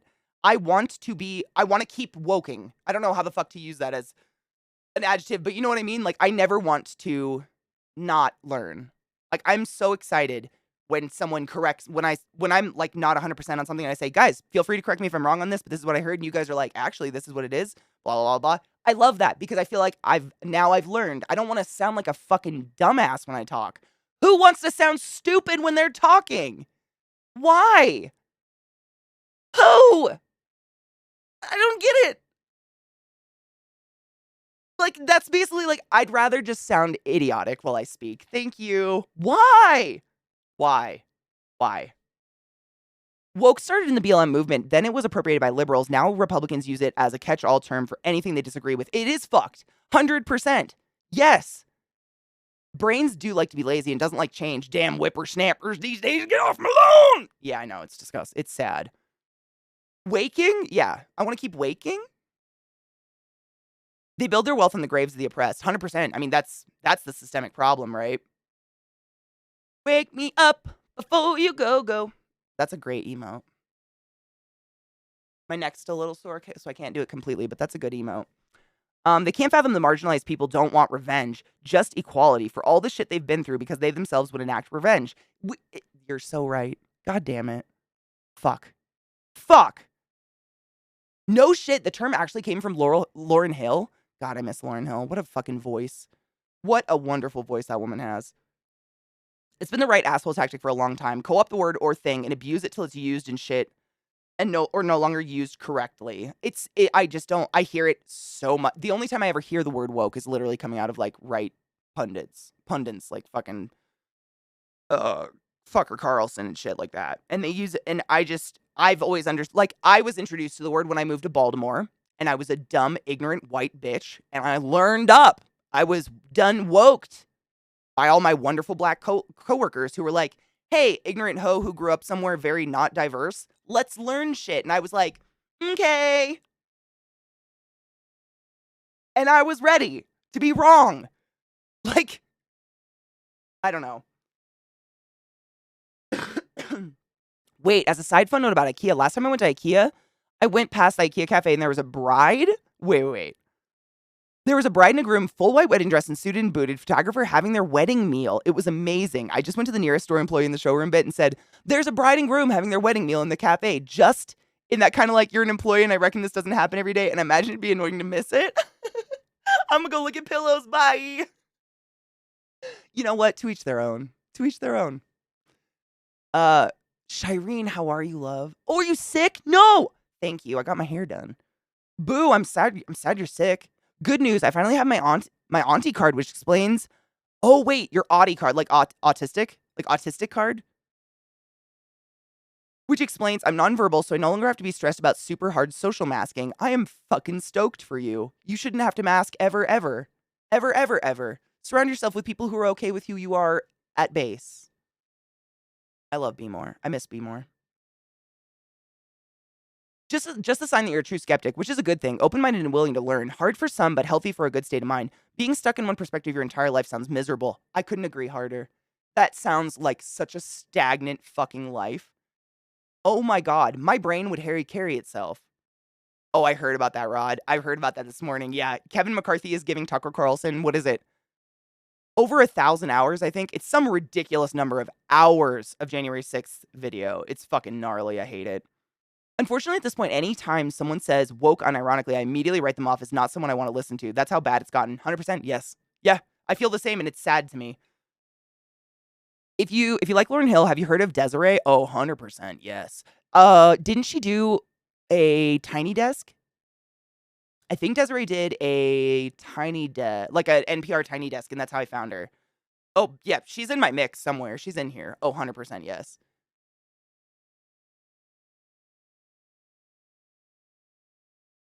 Oh, dude. I mean, can you 35 years of masking? You know what's funny? I mean, it's not funny, but we were just talking about this yesterday, Shireen. Someone in the community was talking yesterday about how they're having a hard time dating. Like, they're back in the dating world after, like, 10 years of not dating. And they're like, I feel so weird because, like, the last time I dated, texting and cell phones wasn't a huge thing. So now I'm like, do I text? Do I call? When am I allowed to say I want to go on another date? Like, I don't know the niceties of dating anymore. And I was like, do whatever's comfortable to you and what feels good, because why pretend, like, why cater to the other person's, like, what's going to make them feel good when, does that make sense? Like, I'd rather be myself unapologetically and attract people that are okay with that, as opposed to, you know, masking at the beginning just to, like, bait someone in and then being like, by the way, I'm really fucking weird. Ha ha! You know what I'm saying? Like, it might be harder and a more lonely struggle. I mean, it is more lonely. I've gone a lot of my life without having really any friends at all. It is more lonely, but the friends you make are so fucking precious. Like, the people that are like, you know what? I like you for exactly what you are. Everything. All of it. Even when you can't talk. Even if you have spiders. Like, all of it. That is so fucking worth it. Quality over quantity, in my opinion. I don't know. Yeah, it would just carry itself. I'd be done. 4,000 hours. Jesus fucking Christ. I think she does a Tiny Desk. I think so. I've seen so many Tiny Desks at this point. I could be wrong, but I think she did. Her voice is phenomenal. Conservatives are trying to use woke as a replacement for the N-word. No shit. For real? Ew. Sleaze, that's what I'm saying. Call them or text them. Say, I really had a good time. Do you want to go out again? And if they think that's too forward or whatever, that's not the person for you. In my opinion. You know? Don't conform to the dating game. Here's my representative. Just do you. Value over quality. 100%. Yes. So fucking hard agree. I've never like dated ever, so I can't really speak to the dating part of it. But just in terms of friendships, I think that's important. Problem with society is that no one ever believes you, and there's no way to explain your nonverbal in a normal way, because that requires talking. Now I show my card and they gotta accept and respect. Good. Dude, I'd wear a fucking sign around my neck. I don't talk. And that's my fucking choice. Yes, making genuine connections, and the connections are always more genuine if it's with people who just accept who the fuck you are. You're fucking cool, Rod, and I like everything about you. Like, those are the kind of people I'd rather be around, you know what I mean? It's fun when entertainment supposedly goes woke, and it's just like, they Oh my God, hold on, my chat did the doubly thing. And it's just like they're saying, there's one gender, male and woke. There's one race, white and woke. Because apparently the lead character must be a white male, and there can't be any LGBTQ plus characters or any other non-stereotypical diversity. Because God forbid we offend the nanas.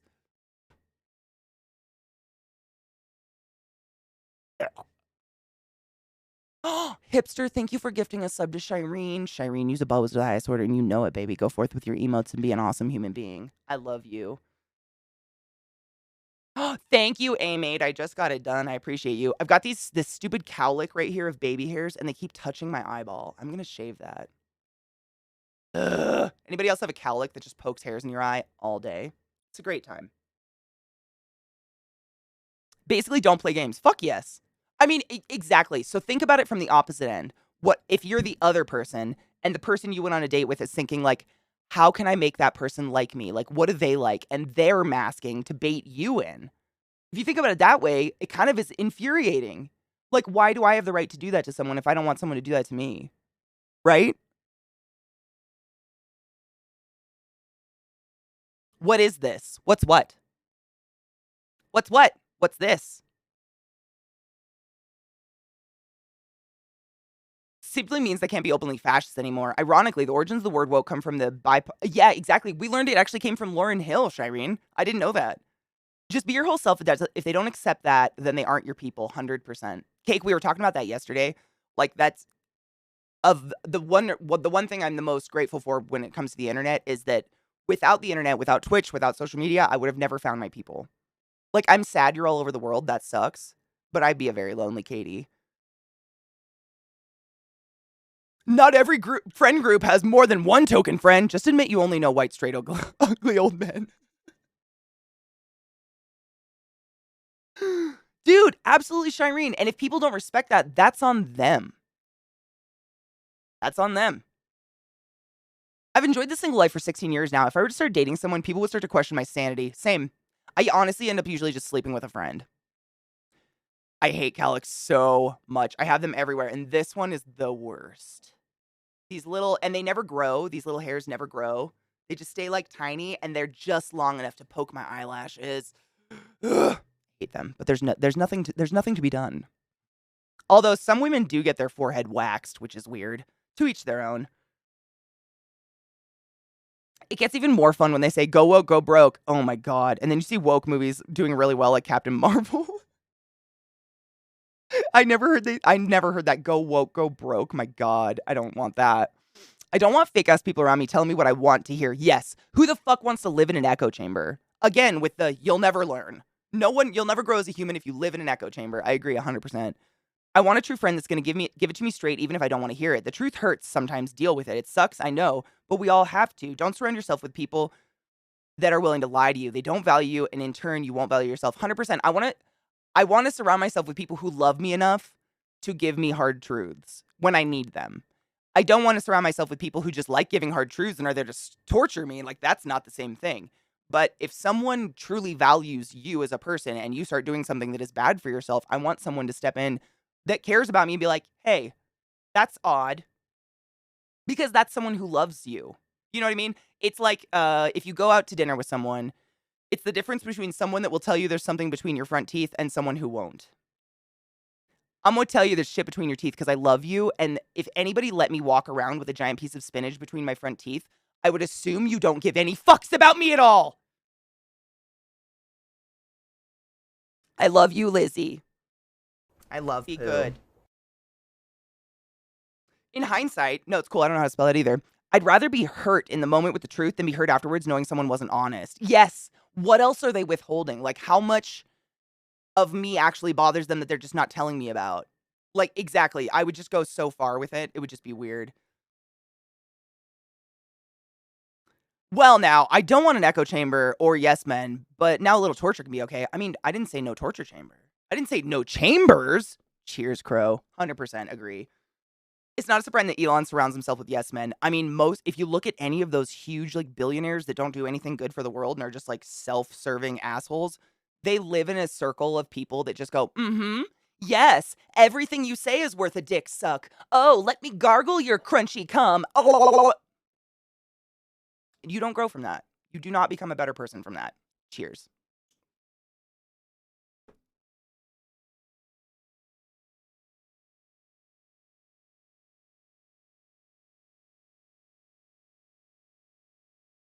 I did miss it, Shireen. Thank you.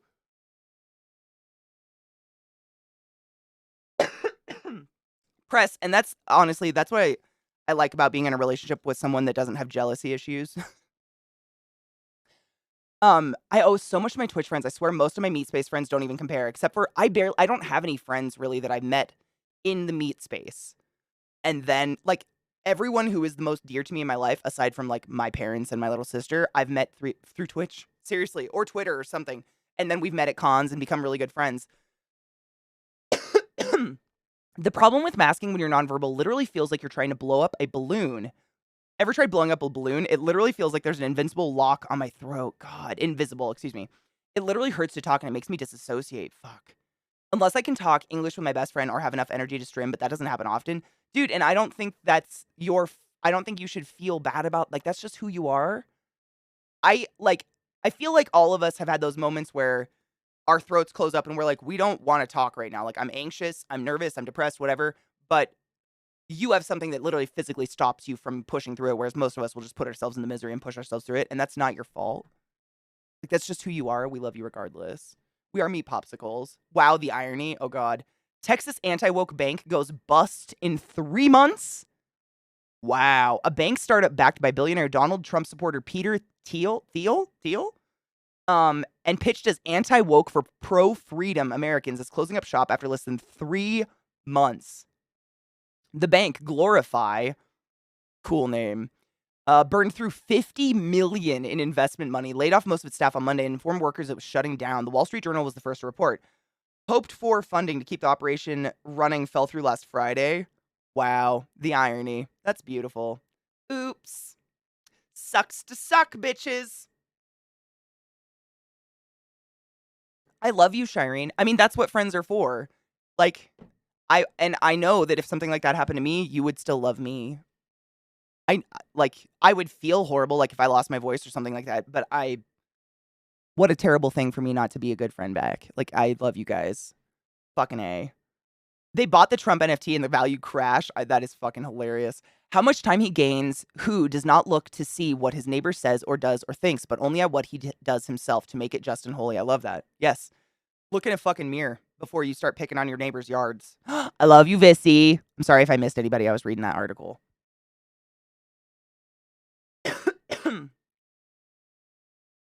Yeah, when people start using the word woke, it's because it's become like this negative connotation. I mean, I don't know. Sad. Sad. Marcus Aurelius, dude. You know Gladiator is one of my favorite movies ever. Like the one with Russell Crowe. I fucking love Russell Crowe. That Gladiator, I just watched it recently again. That movie is so good. Russell Crowe, Joaquin Phoenix, that delicious black man from that is in Blood Diamond. I can never remember his name because it's really hard to pronounce, but it sit on his face for a while. Yeah, such a fucking good movie. God damn, Gladiator's a good movie. Great soundtrack. Fucking incredible film. It's my top 5 forever. Hello, Young, my love. How are you? I love Gladiator. Such a fucking good movie. I'm trying to think of his name. I gotta look it up now. Hold on. He's not just a delicious black man. He has a name. Katie's just stupid. I didn't want the Wikipedia. I wanted the IMDb, you dumb fucking whore computer bitch. Give it to me! Why? There we go. What is your name? Jimon Hansu, I think is how you say it. Is that how you pronounce it, Kona? Jimon Hansu? He's so hot. I've had a big ol' fucking weddy for him since Gladiator. I don't know. Not yet. Not yet. Ugh, childhood crushes for that guy forever. Russell, yeah, I do know Russell Crowe as a band. I've actually just learned that very recently. Dude, right, Bill Bonds? He's so fucking, he's just, I don't know. He's like a super, I don't know. He's like a god. I don't know what it is. People that use woke like a slur are generally pissed they can't say a different one. I didn't know that. I guess I'm not around those kind of people enough. That's fucking gnarly. Which one's a poor Spartacus? Gladiator? Gladiator came out first. Wait, oh wait, you mean the original Spartacus? I mean, they're not even comparable, though. Are you talking about the original Spartacus? Not even comparable. Stop it. Gladiator's eye candy. Get out of here. Get out of here. Not even comparable. Me and the people I surround myself with online always use the word inclusive. And if someone says, "Are you woke?" I reply with, "Yes, I'm a leftist. Go be a fascist elsewhere." A fucking men. Does a great job in Blood Diamond. That movie I've only seen it once and it made me cry so hard. It's a beautiful movie, but fuck, it wrecks your heart. This community makes me have a little more faith in humanity. I tell you what, dude, Noble, 100%. Seriously, like, if it wasn't for this, for you guys, for the community, I would not be a sane person. I would literally, like, can you imagine? Granted, I've been around for like 8+ years at this point, but just the last 2 years of COVID, being locked inside, having no one to talk to, no one to be like, what the fuck is going on? I would go crazy. I think I'd go crazy. Vissy, thank you so much for summoning the class, keeping the class alive, and giving it its wings for so fucking long. I love you.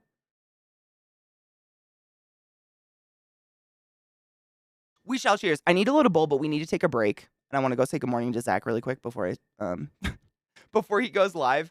And I need a load of bowl. But I'm gonna cheers with you motherfuckers when I come back. I'm gonna post cheers you. They're doing another gladiator? Wait, what?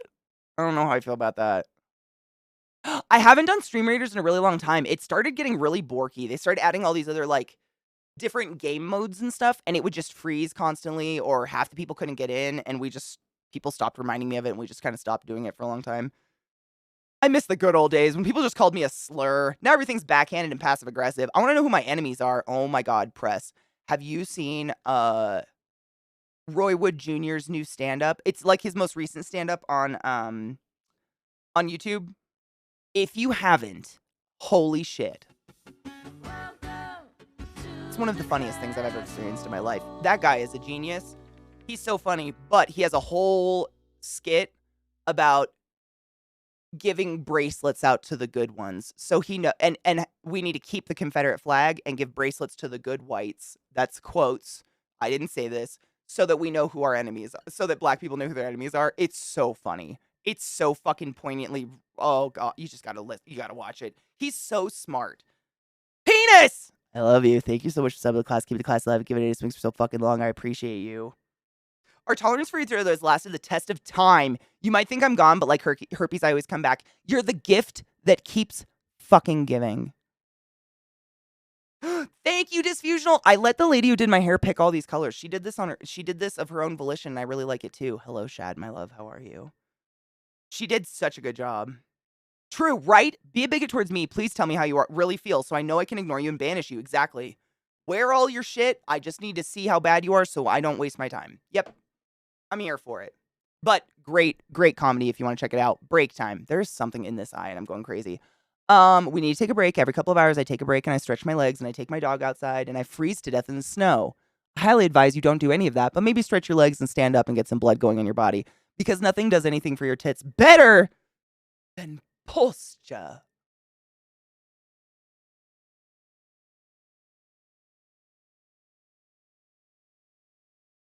Anyways, break time. I'll be right back. Everybody. I couldn't find anything in my eye, but I pulled an eyelash out in the struggle, so we'll see. I'm so tired of being cold. I don't want to wear 500 layers every day. I'm tired. I hate this. Brr. I miss the early pre-vaccine COVID days when out in public I could immediately jump to conclusions and identify people's ideologies by who was wearing a mask and who was a fucking idiot. Dude, same. I miss masks, to be honest. I still like my hair too. Thank you, Vespin. Okay, I have to post cheers. Let's post cheers. Brr. Now we're gonna make boyfriends. Ooh, is it not bad out yet? No snow yet?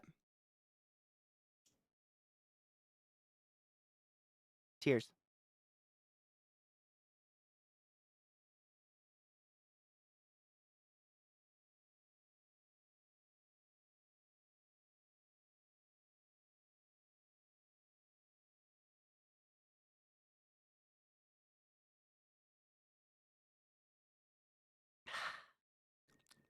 Brr. Cheers. Dude, I do too. I wear my mask anytime I'm in a public area with lots of people. I just don't go out that often, so I don't, like, saying I'm a mask wearer implies I go out. I don't have to, really. But absolutely, and I still haven't gotten COVID. We've got a couple inches, Rod. It's so fucking cold that it's like those really, really small snowflakes that just blow around. It's like dust. So it's kind of not building up except against my fence. Like there's a huge pile against my fence, but it's just blowing around. It's like that powdery, dusty, cold shit. But it's supposed to literally snow until like 1 a.m. or something. So we'll see. Cheers, Vissy, my love. I still wear my mask and it works like a shield. Only like-minded people approach me. I mean, it's like, even I don't understand why they're not just part of culture. Like, if you're sick and you wear a mask to go out in public, I respect you. I appreciate you. Because I understand you still have to go out and run errands. And I appreciate that you're thinking about not passing on what the fuck you got. Like, I'm into that. There's so many Asian countries that have normalized masks for a long time before we ever, made our, like, political standing about fucking wearing a mask or whatever. I just don't understand why I'm adopting it. Like, I'm adopting that culture because I just think I think it's smart and it's easy way to not spread sick. I mean, you guys remember the first year of shutdown, we almost effectively wiped out a couple strains of the flu just because people didn't go out and spread it. If viruses don't get spread and have hosts to fuck, they die. They go away. And then the next year, because everybody was like, fuck masks, everything came back times 10. Dude, Nick, planes are the #1 place you should wear masks. Do you remember when we watched that video? I can't remember who shared it with us, but it was like a TikTok or something. And this guy takes one of those meters that like tests air quality. And he tests the air quality on the tarmac, he tests the air quality in the airport, and then he tests the air quality in the airplane from the beginning of the flight until the end. And the air quality in the airplane by the end of the flight was the equivalent of just sucking off someone else's mouth. And that's just carbon dioxide. Like, that's just air being circulated back and forth in the plane. Like, all the air from the front of the plane gets circulated to the back and vice versa. Anytime you turn on one of those little fans above your head, that's just coming from someone else's seat.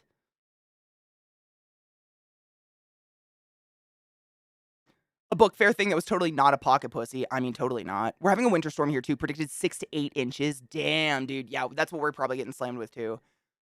Uses Mage Hand to pull out all the pots, pans, skillets from your kitchen and piles them around you. Then casts Heat Metal. Oh my god, can you imagine?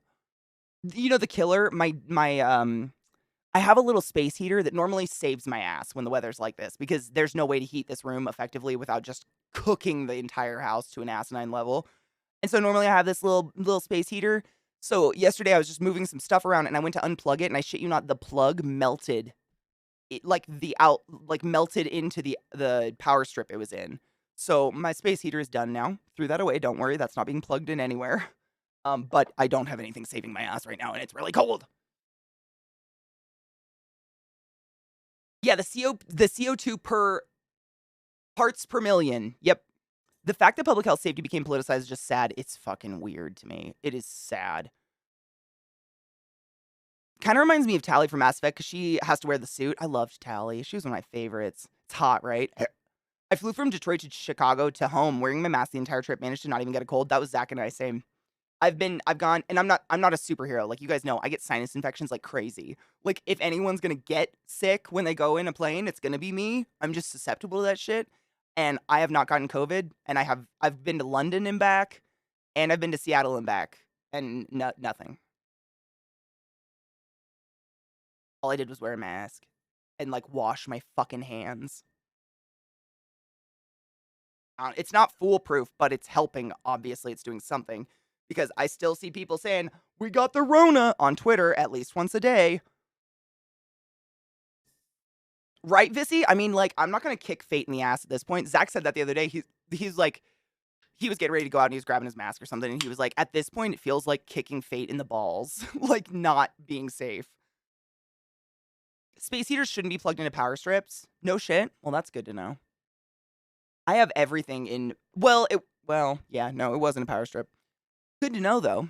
COVID and masks. I hate that people don't wear. Yes, we were talking about a lot of us still wear them. If we go in, like, people that have to work with the public constantly or going in an airport or something like that. And it's not a political thing for me. It's literally just because I haven't gotten COVID and I feel like what I'm doing is doing something right and I don't want to get COVID, so I'm going to keep doing it. Tally was getting willing to get a head cold for some shepherd dick, truth. In my case, some shepherd puss. But yeah, as someone who lives in an apartment that doesn't have heat, I'm in SoCal and can't afford the electric bill for a space heater, may I suggest an electric blanket? You know, I used to have one and it died. And then my friend Eliza got one and it literally like set on fire while she was sleeping or something like that, like melted. And I'm just scared of them now. I don't know. I'm scared of them. Same, knock on wood, same, Shireen. Like, I'm not here to challenge the universe. I just don't want to be sick and I don't want to spread sickness. Like, that's it.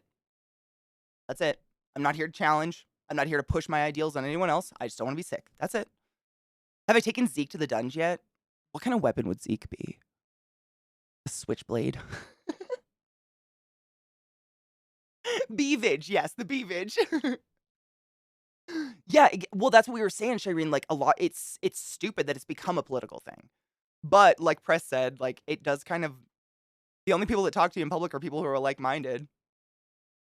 Got kicked out of the Walmart today, and I'm not even sure why. All I did was follow instructions. I walked in, and there was a sign that said wet floor.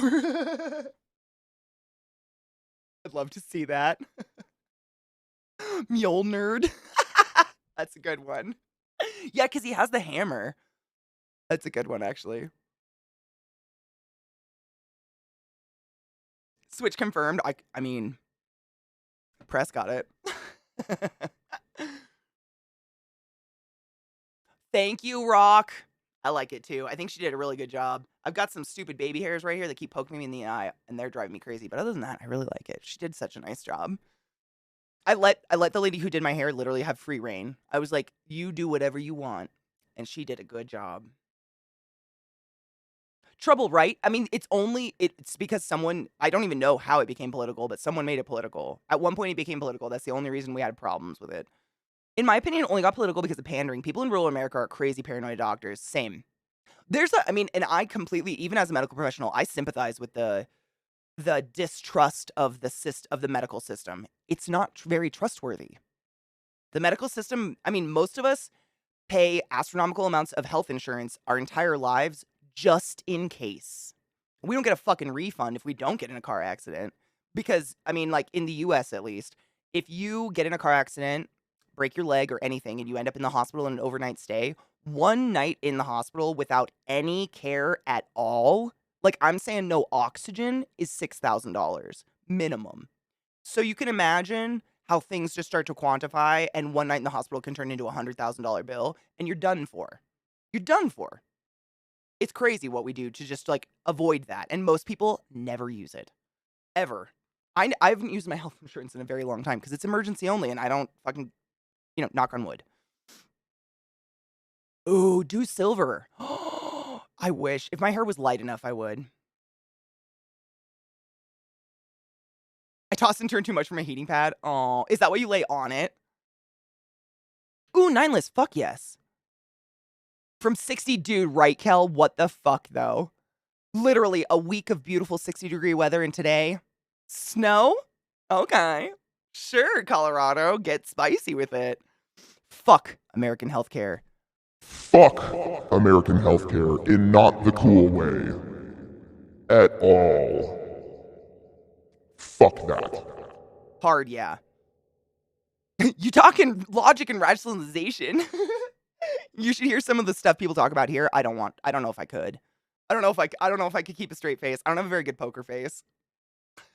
So I play blackjack. Not much to it. I went in for knee pain after an accident. They took 6 x-rays of my neck. Of my neck? I'm sorry, Rock. I'm gonna read this one more time because I don't know if I got it all. I went in for knee pain after an accident, and they took 6 x-rays of my neck, ignored me knee, and charged me $5,000 for the privilege.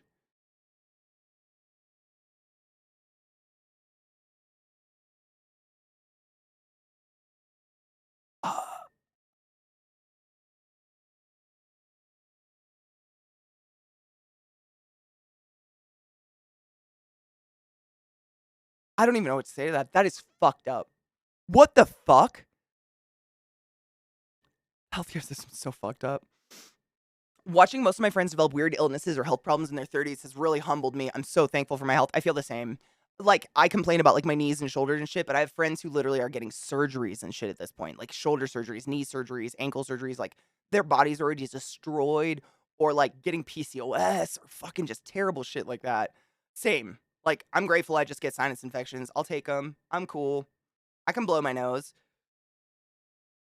No shit, Kel. Well, like, it's so cold here. It's like that fine ass powder snow. So it doesn't look like we've had a lot either, but it's literally been snowing since before I woke up this morning. Silver's difficult. I have dark hair like yours, and getting to silver is difficult, but damn, do I look good. Isn't that the killer? That's the fucking I mean, I'm mostly impressed with the fact that this girl got my hair this light, because this is exactly what it looks like IRL. This is a very, very vibrant, like almost translucent kind of color. So the fact that she could get my hair, which is, you know, like black brown, light enough to pull this off and not look splotchy, I'm impressed. She was she was an apprentice. I didn't even know. I would never have known had I, like, it said it on my receipt or whatever. I was like, I would have never known. She's fantastic. They sent me home on Sunday because they wanted my room.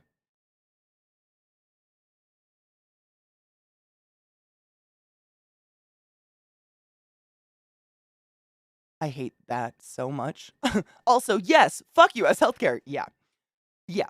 I pissed off a lot of people in the Netherlands last December, January when we got a winter storm. I tweeted, I thought y'all said you could breathe with one layer covering your mouths. These scarves and shawls are way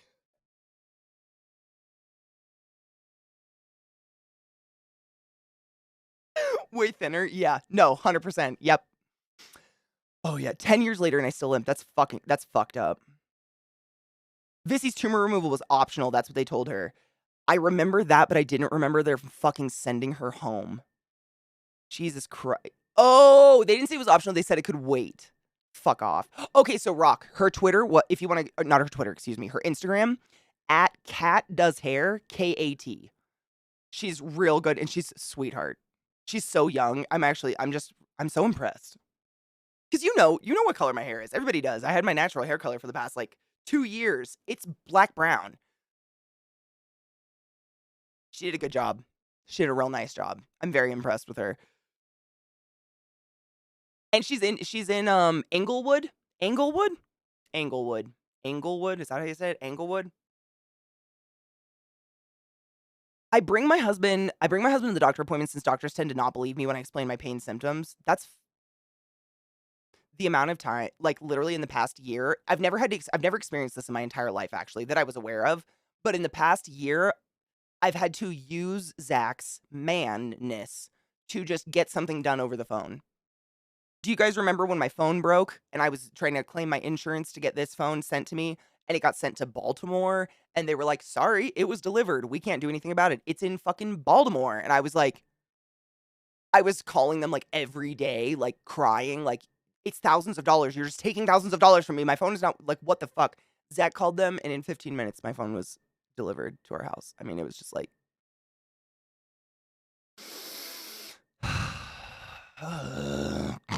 I don't know. And I watched the conversation. Nothing different happened. Nothing.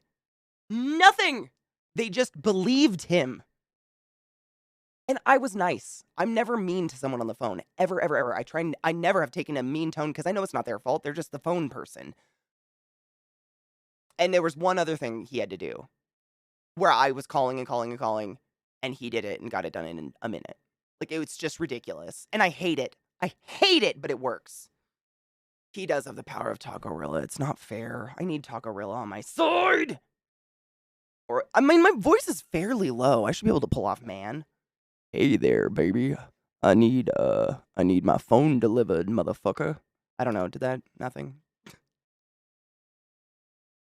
He does. And he's so matter of fact with his voice. Maybe he comes across like more assertive, whereas I'm like overly sweet. Every now and then I turn my blonde-haired, blue-eyed husband and say, "Could you go man at them?" That's what I'm gonna say now. I hate it, but it works. I hate it so much, though. It's so disgusting. I wish I could, like, after it works, I want to call that person back and be like, I just want to let you know you talked to me for the past 7 weeks about this exact topic and then talked to my husband for 15 minutes and suddenly it's solved. You're a fucking sexist cunt! But I don't. But I want to. I want to.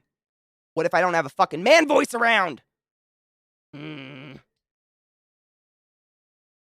With King dick in your ear? Oh my god. King Kong's dick in your ear and it'll work? I wish. You're welcome, press. I could do it. I was a man in a couple plays. I can do man. But apparently not on the phone. I think I'm just too nice. I really put on this sweet voice because the person you're talking to on the phone never has any control. They're literally paid to talk on the phone. Like, Hey there, bitch. I see you shipped my phone to Baltimore after double checking my address in Colorado 7 times. What the fuck? Signed, Satan.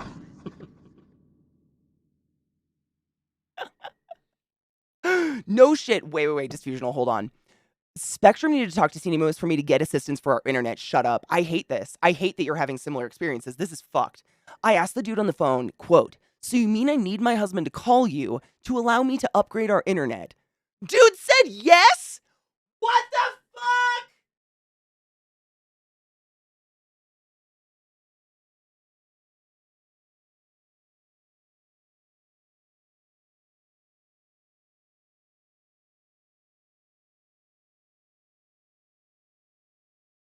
What? You're married. Like, legally. What the fuck? I can literally sign his name for a loan. Exactly. Like, you could pull out a fucking home loan in his name, but you can't do anything to the internet? I'm sorry, that's fucked. I hate that. I hate that. I was hoping it was just me. Use the Satan. That's what I'm saying. We could Satan that shit up. That is fucked up. They'll be so quick. Ma'am, what's wrong with your voice? What do you mean? What do you mean what's wrong with my voice? What's wrong with my voice? What's wrong with my voice?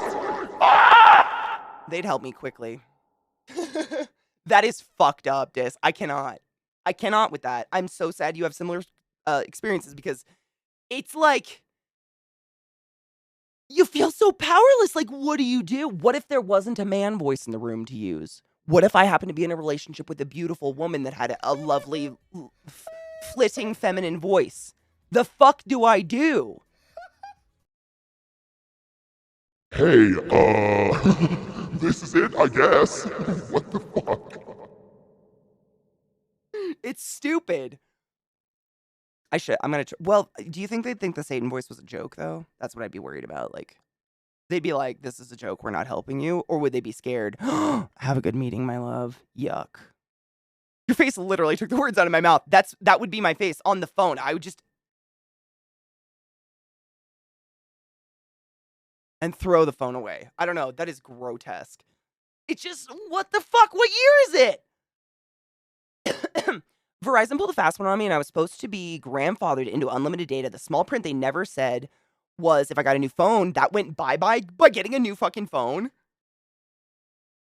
By giving them more money. That makes a lot of sense. I tore the lady a new one over the phone. That is fucked up. In my job, I'm only allowed to talk with the person whose name is on the account, even if the people are married. No shit. I mean, it's interesting. I understand it, but it is interesting that you could literally put your like legally married partner into existential financial debt, but you can't like change the internet plan. It is interesting. I mean, it's just different, you know? Oh my god, Nate's! Welcome to my channel, welcome to my stream. My name's ClassyKatie, and it's wonderful to meet you. Thank you so much for following me today. You take my breath away with your choice to join my fucked up family today. Welcome to the classiest place on earth. I invite you and your brother to take your pants off, place your hand on bunches, and enjoy your time here on Swimming Pants. I invite you to do the same. Embrace your goddamn nudity. I almost inhaled a loogie. That would have been horrible. Anyways, thank you. Whenever people find out I'm into gaming and IT, lots of men online often instantly joking as if I'm a trans woman because real women don't do computers. They ask if you're trans.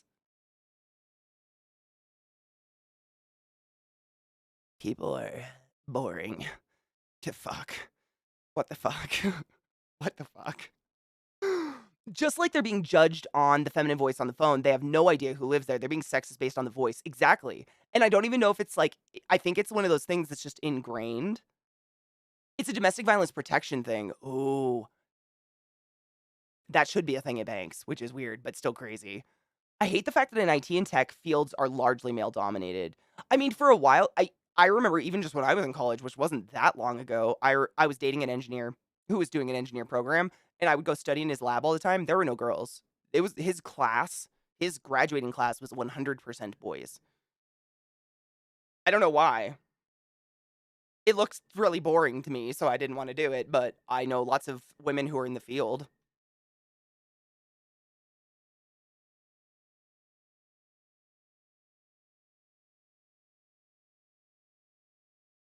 It is. No, I know. I mean, it's just sexist as shit. It's sex.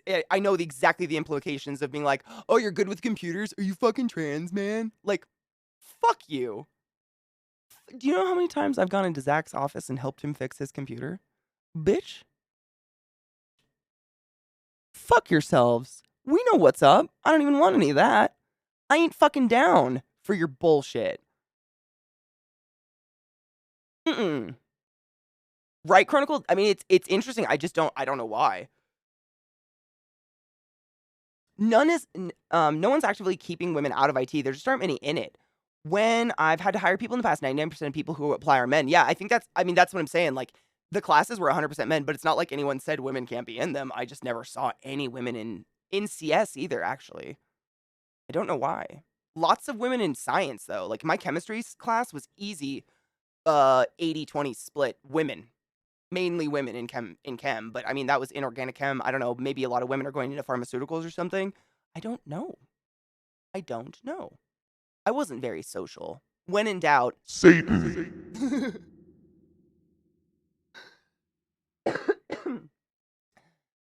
Oh no, Chronicle, I was just clarifying that I don't think any of us were saying that. Yeah. It's just a weird phenomena. I'm a lady who've been building my PC since I was a teenager, even helping my hubby with this. Right? Right, though? Like, I don't think our genitals dictate whether or not we can work a fucking computer. Or our gender representation, I should say.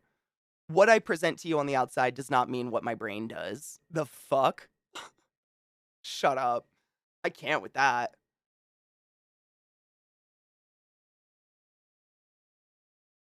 Trouble, right? And isn't that the saddest thing? That someone, like, either consciously or unconsciously, taught a child to be racist or sexist. That's the saddest part to me. No one's born hateful. Children hate naps. End of list. It is a hostile environment. I mean, I felt that way just working at Lowe's. I've told you guys about the, like, literal daily, constant, for 7 years, sexual harassment working at Lowe's, just working at a hardware store as a woman. Would you willingly go into a field which is massively misogynistic? Again, sorry, dyslexia. No, it's totally fine. I'm a terrible speller, and I don't even have an excuse for it. You're totally cool, girl. I studied IT for many years, and it's still filled with nasty, sexist men. That's sad. Do you think it's because they feel challenged? Like, oh, we could say that this would, like, only men could do this, but you're proving that we're wrong. Do you think it's kind of like that? Because of laws in my state, they can go after my ass for all my husband's debt because we're married, but can't change the bell when only his name is on it. It's so fucked up. It's just very wild how, like, back and forth that is. I think part of the reason is the same reason you had to have Zeke call about your phone. Yeah, I hate it. My wife did her first build in 2019. I got a pre-built off Purchasing Power. Dude, I'm saying, like, I don't think any of us would ever, I'm not saying any of you would ever think that way. It's amazing that some people do. They literally would be like, that looks female. Dumb. You know? I donate a lot of women IT group. I donate to a lot of women IT groups. Software development is one of the perfect examples where diversity helps the industry as a whole. Most software is built upon others' ideas and expanded more. So more people and more different ideas, the better for everyone. So many times I do fundraisers or donate to a lot of diversity in software development. That's awesome. I mean, what's really cool, I have little nieces of all ages, all girls, crazy. And they tell me about their school, what happens in school, and literally in elementary school, they're getting exposed to coding and like C++. I think that is, and they're not in some like highfalutin school. They're just in a public school in like the greater Seattle area. But the fact that they're just being exposed to it is incredible to me because I did not know what C++ was until I got to college. I was tearing apart computers and trying to figure shit out, but like there was no Google. I didn't know where the fuck to go to learn any of this. It was the wild. You guys remember? Like I think we all learned HTML via MySpace. Like the fuck. That's the only reason I knew anything about any computer language at all. One IT company I worked in had the vibe of, I can't remember the term, man's club. Oh, I know what you mean, yeah. Unfortunately, it might still be, and is the only IT company worth it. That's really sad. Ew. It took a few years at my job before I didn't have to prove myself. Years? You're fucking resilient, my bitch. That's crazy. My wife was a line cook for years, and the act of hostility against women drove her out. Really? Well, I think that's it. I think we're like that's kind of the conclusion we're coming to. It's like no one's saying like you cannot do this, but it's like who wants to choose to exist in an environment that's hostile in any way, shape, or form? Like it is a way of it's like gatekeeping, right? It's like physical gatekeeping. It's maintaining an environment to keep out a group of people. Kind of. You know what I mean? MySpace taught us all HTML, right? Thank you. Glad I'm not the only one. I see guys with less experience do worse work, and if we both walk into a meeting, they're assumed to be competent, and I have to prove it. That's fucking nasty. Dear Katie, I thank you kindly. You made me forget I was sick for a bit. Fuck yes. But my body pains are coming up. Boo. Drink some water, get some salty nummies in you. I love you, and rest. Your mind and your body come first, my dear. Take care of yourself. Crazy cool thing at least at my current workplace, there are a lot of women in various positions like tech dev, soups. In gaming, I've seen a lot of diversity, which is really, really cool, actually. Like, just compared to what I saw when I was in college. And I went to a college that had a pretty legit tech program, but, no women. I never saw any women in it. But, just in, like, getting to go to different game companies and work with different devs and stuff like that, for the most part, except for the actual dev team, is very diverse. That being said, I have never seen a dev team, meaning like the creative director, the PvP person, the person in charge of whatever, like people that are called game dev. Like the game dev team, I've never seen one that isn't 100% male. And I just realized that, and I'm a little pissed about it. Never. I've never seen one that's not 100% penis. And they're all wonderful people, by the way. Nothing against, like, I've never been sexually harassed at any game studio ever. The people I've always worked with are fucking A+, awesome, just old nerds. Old nerds who grew up playing Atari. But I've never seen a female game dev in my life. I think we need some fucking female game devs, my dudes. What's going on?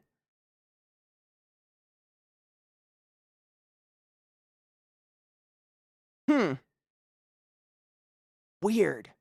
I've never thought, wow.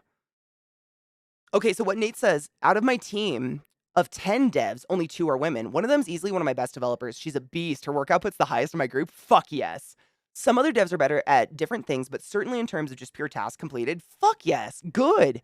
I wonder though if it's kind of like Zeph was saying, it's like, does she put in 50 times the work because she feels like she has to be that way in order to keep her job? I almost wonder that, which is sad. I had a female coworker quit and go volunteer in Cameroon for a year. Later found out it was her supervisor was being an asshole. Oh, and he took over her job and totally screwed it up because despite his PhD, he didn't know how to get stuff to actually work. That's a familiar story. I've heard that one a few times in my life. Oh, yes, I know. Oh my God, Smash. Well, I haven't. All I'm saying is of the dev teams I've worked with, I've never seen one. I've never got to work with Smash. Maybe we'll say that. I've never worked with Smash. I love Smashly though. No, you're right. You're right. No, I've just never worked with her. Of the dev teams I've ever worked with, just in companies and stuff. I've been experiencing an interesting phenomena due to working from home. Now that I'm not face to face with people, I don't see nearly as much bullshit concerning both gender and neurodivergence. I like it. Same. I kind of live in a bubble of you guys, and it's kind of nice. Like I'm aware of what's going on, but I'm not really exposed to it, and it's nice. Ooh, are there Baldur's Gate dev female? Awesome. I've never worked with them, but that's awesome. Accounting's been interesting. There are a high number of women, at least in the places I've worked. Good. I'm glad. I mean, As far as I know, when you get an accounting degree, it's mostly math, right? It's like insane. Like you just basically almost get a math degree. And when I went through to the highest math course I had to take was linear algebra. And up until linear algebra, it was 50-50. Like, I mean, in terms of just like very diverse gender. There's no such thing as a 50-50, but you know what I mean. Very diverse representation of genders and gender representation in math classes. Then I went to linear algebra. I was the only girl in my linear algebra class. But that's because linear algebra is literally you only need it for coding or chemistry. Only girl. It was weird. In a huge class, too. That was weird. Glitter, and that's the thing, like, even... How do I say this?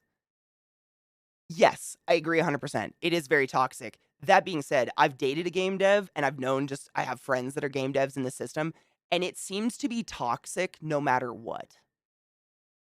Like, most game devs move around companies a lot and have worked at multiple different studios because it's kind of just a very toxic work environment in general. And I'm sure it's added on with, like, you know, just being anything that's not a white dude probably makes it harder. But, like, they seem unhappy. I'm trying not to, like, you know, just, like, spill people's beans, but you know what I mean? It's a very fucking, like, volatile environment to work in, I think. Like, you have times of the year where it's like you just get to do your job at a regular pace and you get to do it really thoroughly, and then there are times of the year where they're like, "Okay, we need you to do that last 6 months amount of work all over again in 3 days." And I don't know if it makes it worth it. But I don't know if that's every studio. Like, I've only been to, like, big, like, you know, ZeniMax and fucking, like, Amazon and Bethesda. I've only been to big studios. So, I don't know. Differential equations are the death. It's math and law, and most programs do the math for you these days, which is kind of crazy.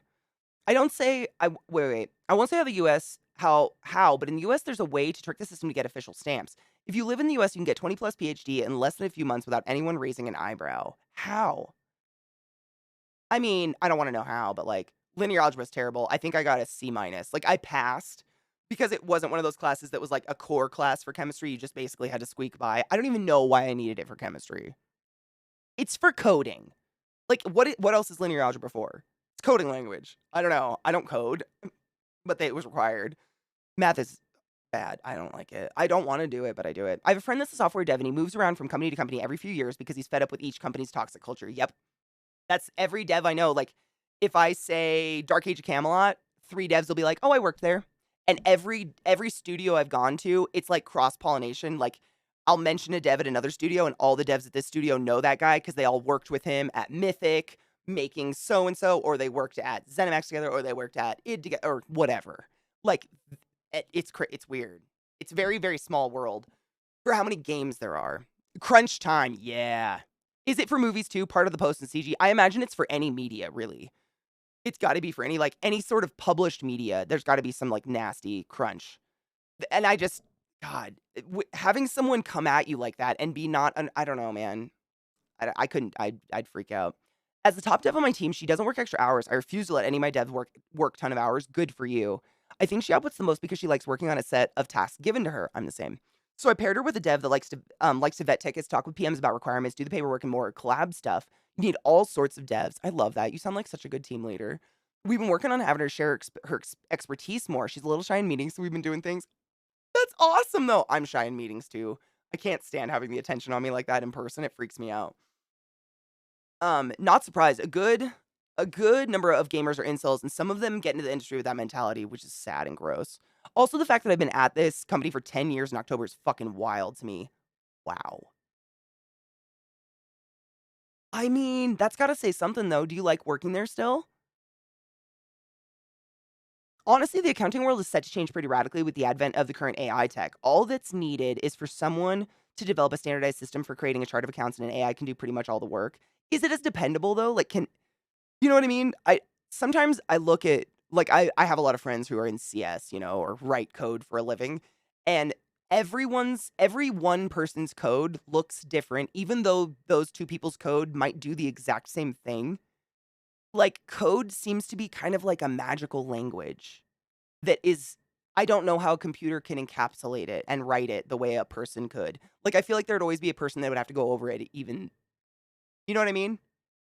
And I don't code. This is literally just in having philosophical conversations super stoned late at night with my coding friends about languages of coding. Like, they're fascinating, but it feels like it's a magical kind of written language that, like, you know, it'd be an example. I write, "The gray dog jumps over the lazy fox." You write, "The gray dog jumps over the lazy fox," but our sentences look different.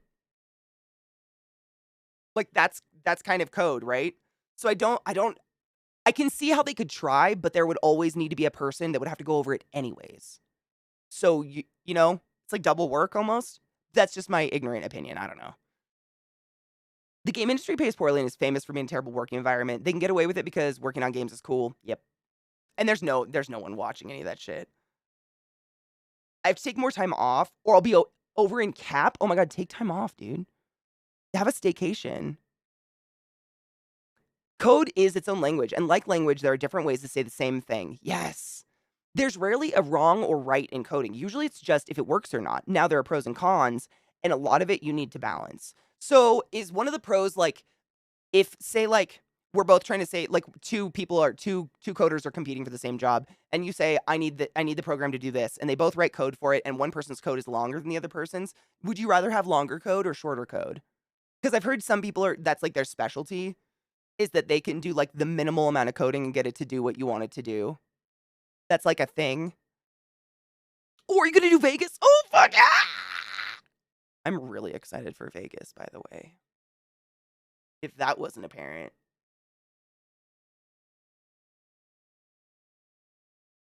Yeah, right, Trouble. So everyone has their own coding style. You still need a person to review AI generated code. That's what I would think. And that's just me like shooting in the dark because I don't know better. As someone who does the hands-on accounting process, there's a window for AI to do things in accounting, but it will always require a human set of eyes at some point. There is too much room for shenanigans, and when it comes to money, there will always be shenanigans. And again, I mean, right? We were just talking like theoretically in the coding space, talking about coding like when it comes to accounting, people's money. Ooh, yeah, people don't fuck around with money. It's gonna get crazy. Oh, Mayo, I can absolutely see it getting crazy. I just don't know if anyone would like it enough to rely on it. Like, I don't like Nate was saying earlier, like, would you rather have an AI thing spitting out random code or a person you can talk to about their code? For real question. I don't know. I think I would rather have a human that wrote it that I can be like, I can ask them, like, talk to the person versus I can't talk to an AI machine that just spits something out at me. It's, TwitchCon. TwitchCon's in Vegas, Rock. TwitchCon US is in Vegas this year. I'm going home, beach. Wanna go home with me? I'd want the code that was easier for someone else to read and figure out what it's doing. Oh shit, Trouble, that makes so code that's basically more not general. But you wouldn't want code that's like someone's special unreadable code. Like it might do what you want it to do and be super short, but if no one can understand what the fuck they wrote, you don't want that then, right? Yeah, Pendragon. That's more well documented, whether that's longer or shorter. That kind of the same idea, right? How are you, Albel, my love? Game development is one of the hardest coding jobs. You have to be super efficient since every miscalculation matters. It's heavy and hard math. It uses older tech languages because you need to be fast. And it pays like crap. So sad. Big corporation enterprise software is usually easier and pays a ton more. Is it boring? Oh my god, Rock. Yes, you didn't know? Bitch. It was just announced this week. Literally, it was just, I'm shocked you didn't hear about it because I know, bitch. I know where home is. I'm a freelance software dev. My clients wouldn't know the difference. Do you ever get someone trying to return code? Thank you, Elle. It's fucking cold out, so I have 50 million layers on. I feel like I look very cozy. Large businesses are going to force their employees to use it whether they like it or not. Ugh, probably because it's cheap. I mean, it's free. I mean, you buy the software and there's no person, right? I lived there for 25 years. Why wouldn't they do it before I moved here? I know, right? Although, would you want TwitchCon in your city? Like, I imagine people that live there don't want it. Oh, you call it readability. Oh, that makes more sense. I'd love to see AI coding as a tool to sort of build out a lot of mundane parts of coding, or AI that can help define coding standards or look for common vulnerabilities or mistakes. Yes, that honestly, exactly what you just said, looking for the vulnerabilities or mistakes, that sounds like more cost efficient to have something that does that as opposed to something that writes code that now a person has to look for the errors and stuff in. You know what I mean? I can't afford TwitchCon anymore. The world is too expensive. It is. Honestly, if it wasn't Vegas, I just, too. Like, it's easy to get to Vegas and stay for cheap if you know what the fuck you're doing, and that's the only reason. Like, I'm not gonna gamble. Maybe a little, but I'm not of that wealth. The super compact code that you have to basically decode is a nightmare to maintain. I hate it when run into it. Okay, so that's the shit where it's like super, super short, really, really compact, but no one knows what the fuck you did. Nate, that's what I've told a lot of people that have been like, oh, it's a really expensive trip and stuff. I'm like, if you can afford to get there and stay there, the con is not vital to having a great time. Everything that's memorable, that is super fun, all of the like moments where we connect and play games together and actually like get to hang out and have real conversations are all outside the con. 100%. 100%. The con is great. It's fun. If they have Artist Alley, that's usually where I'll hang out because Artist Alley is the shit. But other than that, it's just the conduit that gets us all to the same place so we can hang out. That's all it is. Like, do not feel like you need to buy con passes to experience the experience. Like, and it's Vegas. Like, there's so much to fucking do. It doesn't impact locals. Really? Okay, that's awesome then, Rock. That's cool. The last time I was in Vegas was New Year's, and they closed the entire strip down, and the traffic was so bad I wanted to vomit in my hat. Looking at interpreting code is like 70% of a coder's job. That sounds so fucking maniacally monotonous. Oh my god, slot machines that run on bits. The irony is not lost on me that Twitch just like made gambling like illegal on Twitch, but then made TwitchCon in Vegas. But I'm not gonna bitch about it because I honestly think it's the best location they've picked so far. Because there's so much more to do outside the con than ever before. Literally every single con before this, it's like, do you like to drink? No? Well, that sucks because we got drinks. Every fucking con. It's like every dev team. Do you want to come to our sponsored event? Free drinks. Is there anything else to do there? No, but we have drinks. What the fuck would I want to do that? No, I'm good. Hello, David. How are you, love? Strip's always like that. No, they legitimately closed it. The strip has cars driving down it. They like closed it. Like, I've never seen it roadblocked like that before. Like, you could not drive near it. You had to go around the backs of back of Caesars and oh fuck, is it the Wynn? That's where I don't even know. I haven't been there for a while. We had to go around the back. They literally. Oh, the traffic is always terrible, but I think it took us 60 minutes to move a block. We eventually just parked our car in a parking garage and went and stood in a casino for like 8 hours. It was ridiculous. Circus is where I like spent most of my childhood. Circus or Caesar's Palace has like the living statues and stuff like that. Like, there's so many weird shows to go to. I do. Wait, you do? I don't. I didn't like San Diego. I thought San Jose was better. I'm glad we didn't go back. Me neither, because it was literally, I was just talking about this yesterday, Rock. My biggest complaint was it was still fun. Like, I'll always have fun with my community. We'll always make fun because we're doofuses and we have fun no matter where we go. But it was just a strip of bars. Literally, the convention was on the beach, and then the street up from the convention is called the Lamplight District, and it's just bars. Bars as far as the fucking eye can see.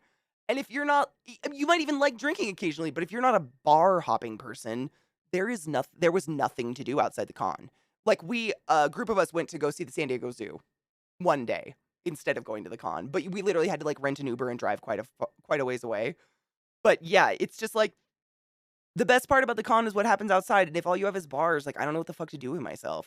Even if I did drink, I couldn't drink that amount. The drinks make the sad go away. Drinks bring the sad for me, though. I'm the opposite. That's why I have the weeds. The weeds make the sads go away for Katie. Dan's favorite part of the partner lounge was the espresso stand. Said it got to the point where they started pulling shots when they saw him. Shut up, that's beautiful. I've never gone into the partnership because it's always like just surrounded by a white picket fence, and I feel like a farm animal.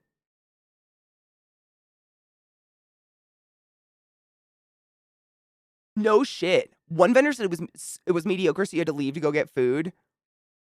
Sad. Dude, David, that's honestly me. I'm not like a teetotaler by any means. Like, I'm not a sober person. It's just like, I don't drink alone, so I haven't been anywhere social. Same. Like, I'll have a drink at TwitchCon, but I'm not one to like fucking go balls deep.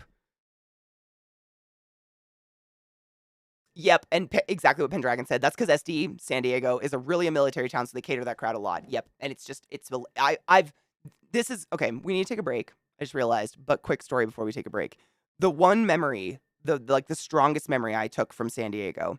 So, this was actually during the height of like when the creative category was like really being boosted on Twitch, and so we got our own. Like they rented like the top floor of a bar, but it was like 7 blocks up the Lamplight District, like whatever that street was, the street of bars coming from the convention center. It was like way the fuck up there.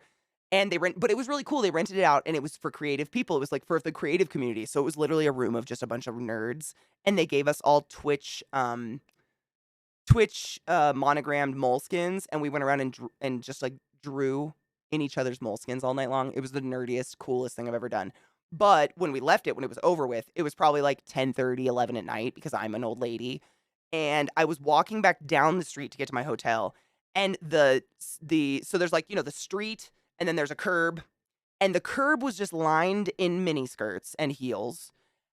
And I can't say this in a nice, not nauseating way. Please don't have food in your mouth at this moment. Swallow quickly.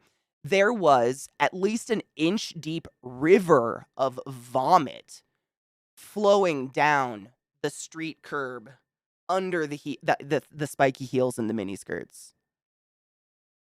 It was flowing. And I just don't want to do that again. Like, that's what the bar scene is after a couple of hours of the bar scene. And no one remembers that part unless you're sober and you get to see it. It's fucking disgusting. So, I mean, I was walking with Ginny, my ex, and one other person, and I think Ginny actually almost got puked on. Like, someone was coming out of a bar, like, and like projectiled into the street. So the Lamplight District street is literally just vomit. Like, it wasn't TwitchCon people. Like, TwitchCon people aren't in miniskirts and high heels. I don't know if that was apparent, but the vast majority of us are not getting in skimpy skirts and high heels. Like, that's not us. It's the locals. But man, rivers. It was like something out of a hell movie. It was so fucking gross. It's same L, exactly the same. I don't want to be hungover.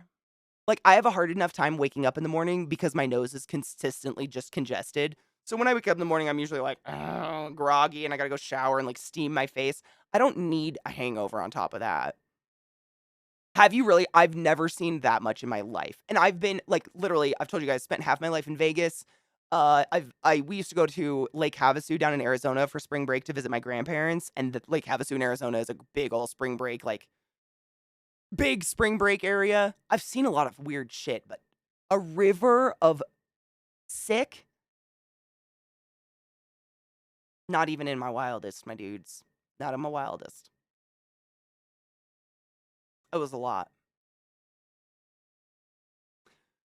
So it's half rock. It's really weird. So my mom and my stepdad got married when I was like 8 years old, and it was super weird coincidence. Both of our grandparents, like my stepdad's parents and my mom's parents, both lived in the same fucking place. They both lived like between Vegas and Havasu, like within a few blocks of each other. Super weird. So basically, every single holiday, summer, spring break, anything, we were shipped down there and just spent like half our childhood in Vegas, just like running the strip as creepy little kids. It was really spooky, literally. And both of them built their homes like 30 years prior. It was really weird coincidence, but it made it really easy to ship all the kids down to the grandparents whenever you wanted to. So every break, we were shipped down there, which was awesome because both of them had their own pool and we could go between the two houses. Whoever had the better food. If Grandpa Jim got the flat of muffins from Costco, that's where we all went. If Nana was like drinking, that's where we went because we could probably sneak some booze.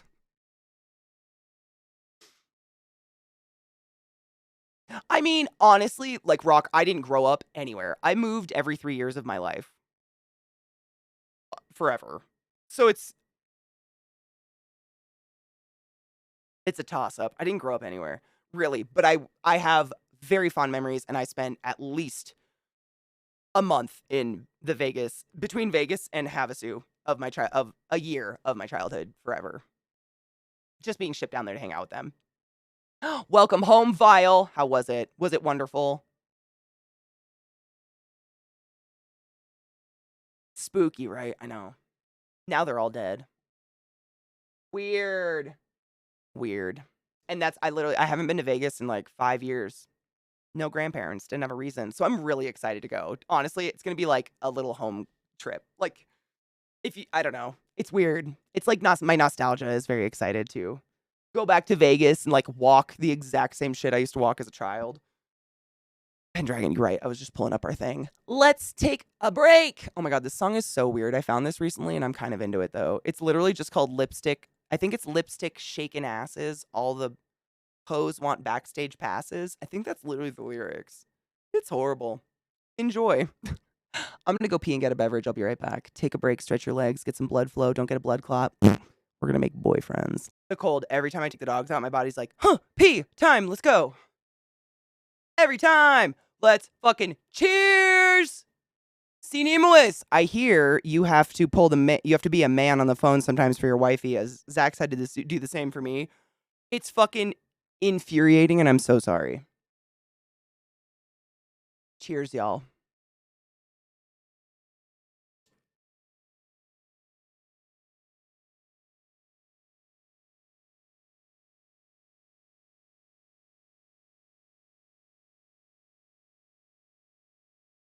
Lung volume.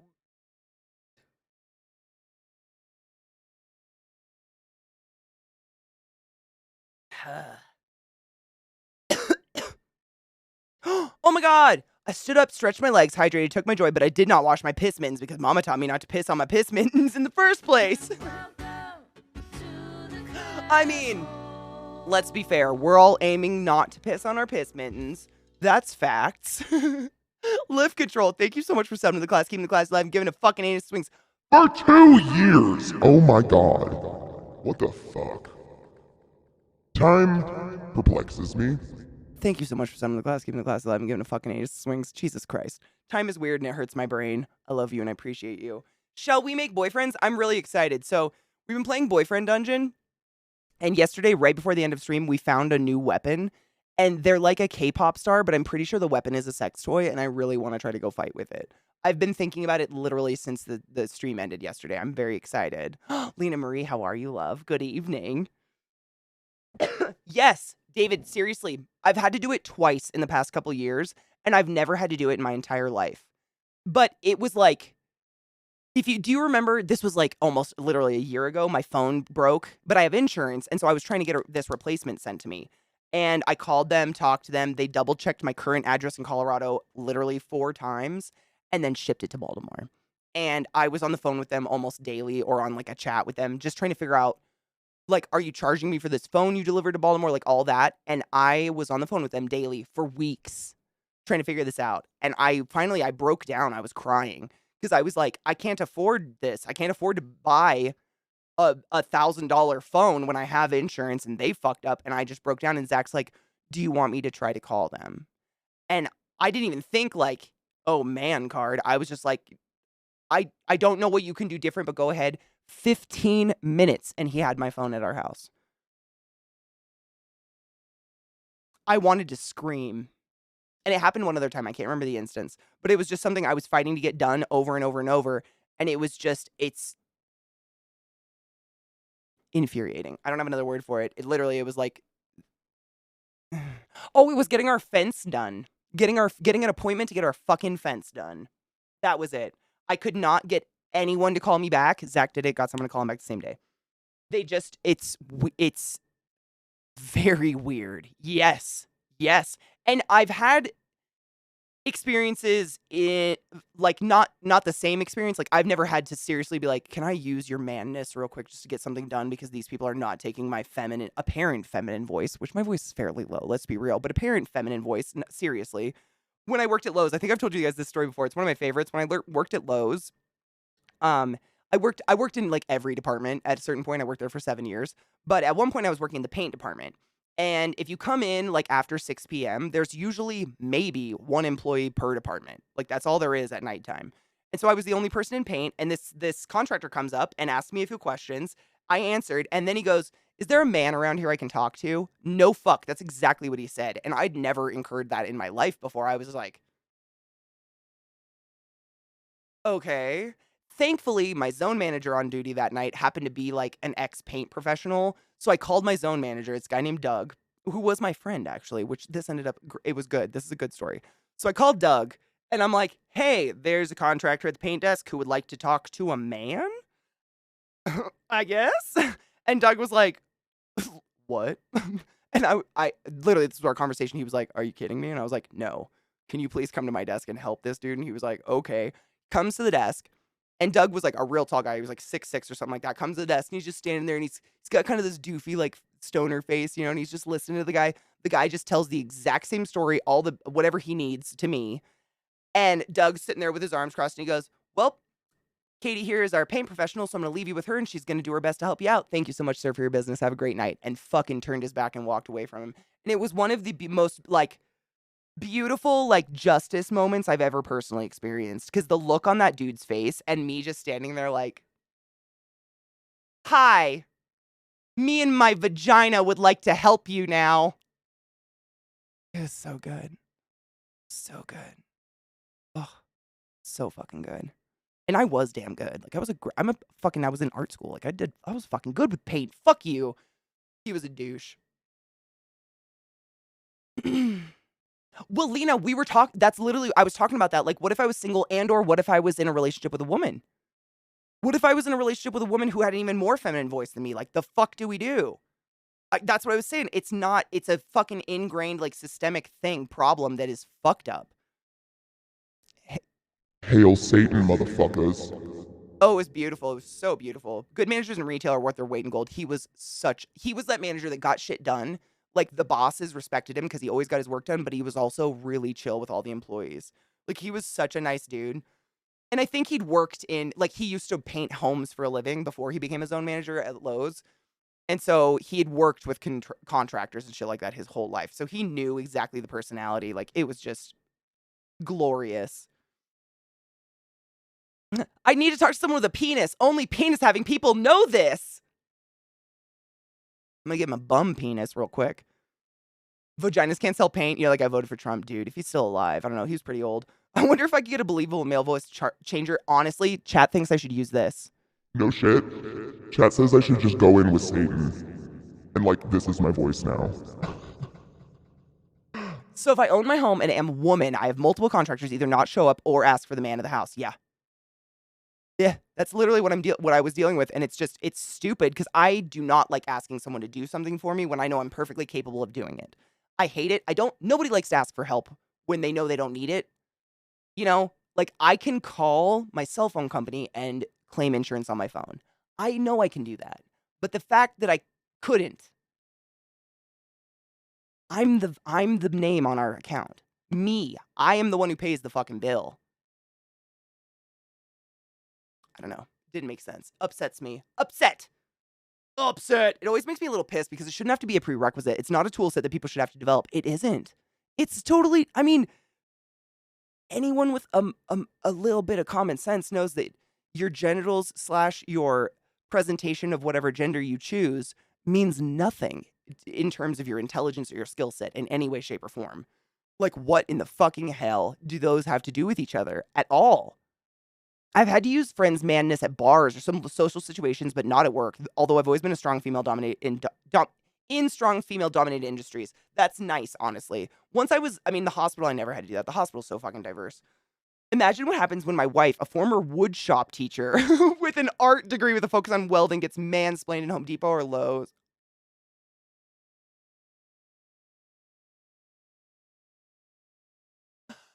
I'm gonna be honest, Cinemuis, I'd pay money to see that. Like, just to be hiding in the racking.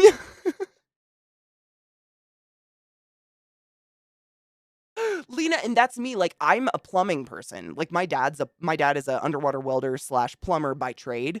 he builds water treatment plants for a living. So I've grown up with just like the constant beating into my head plumbing stuff. Like I can fix a sink in nobody's business, like nobody's business.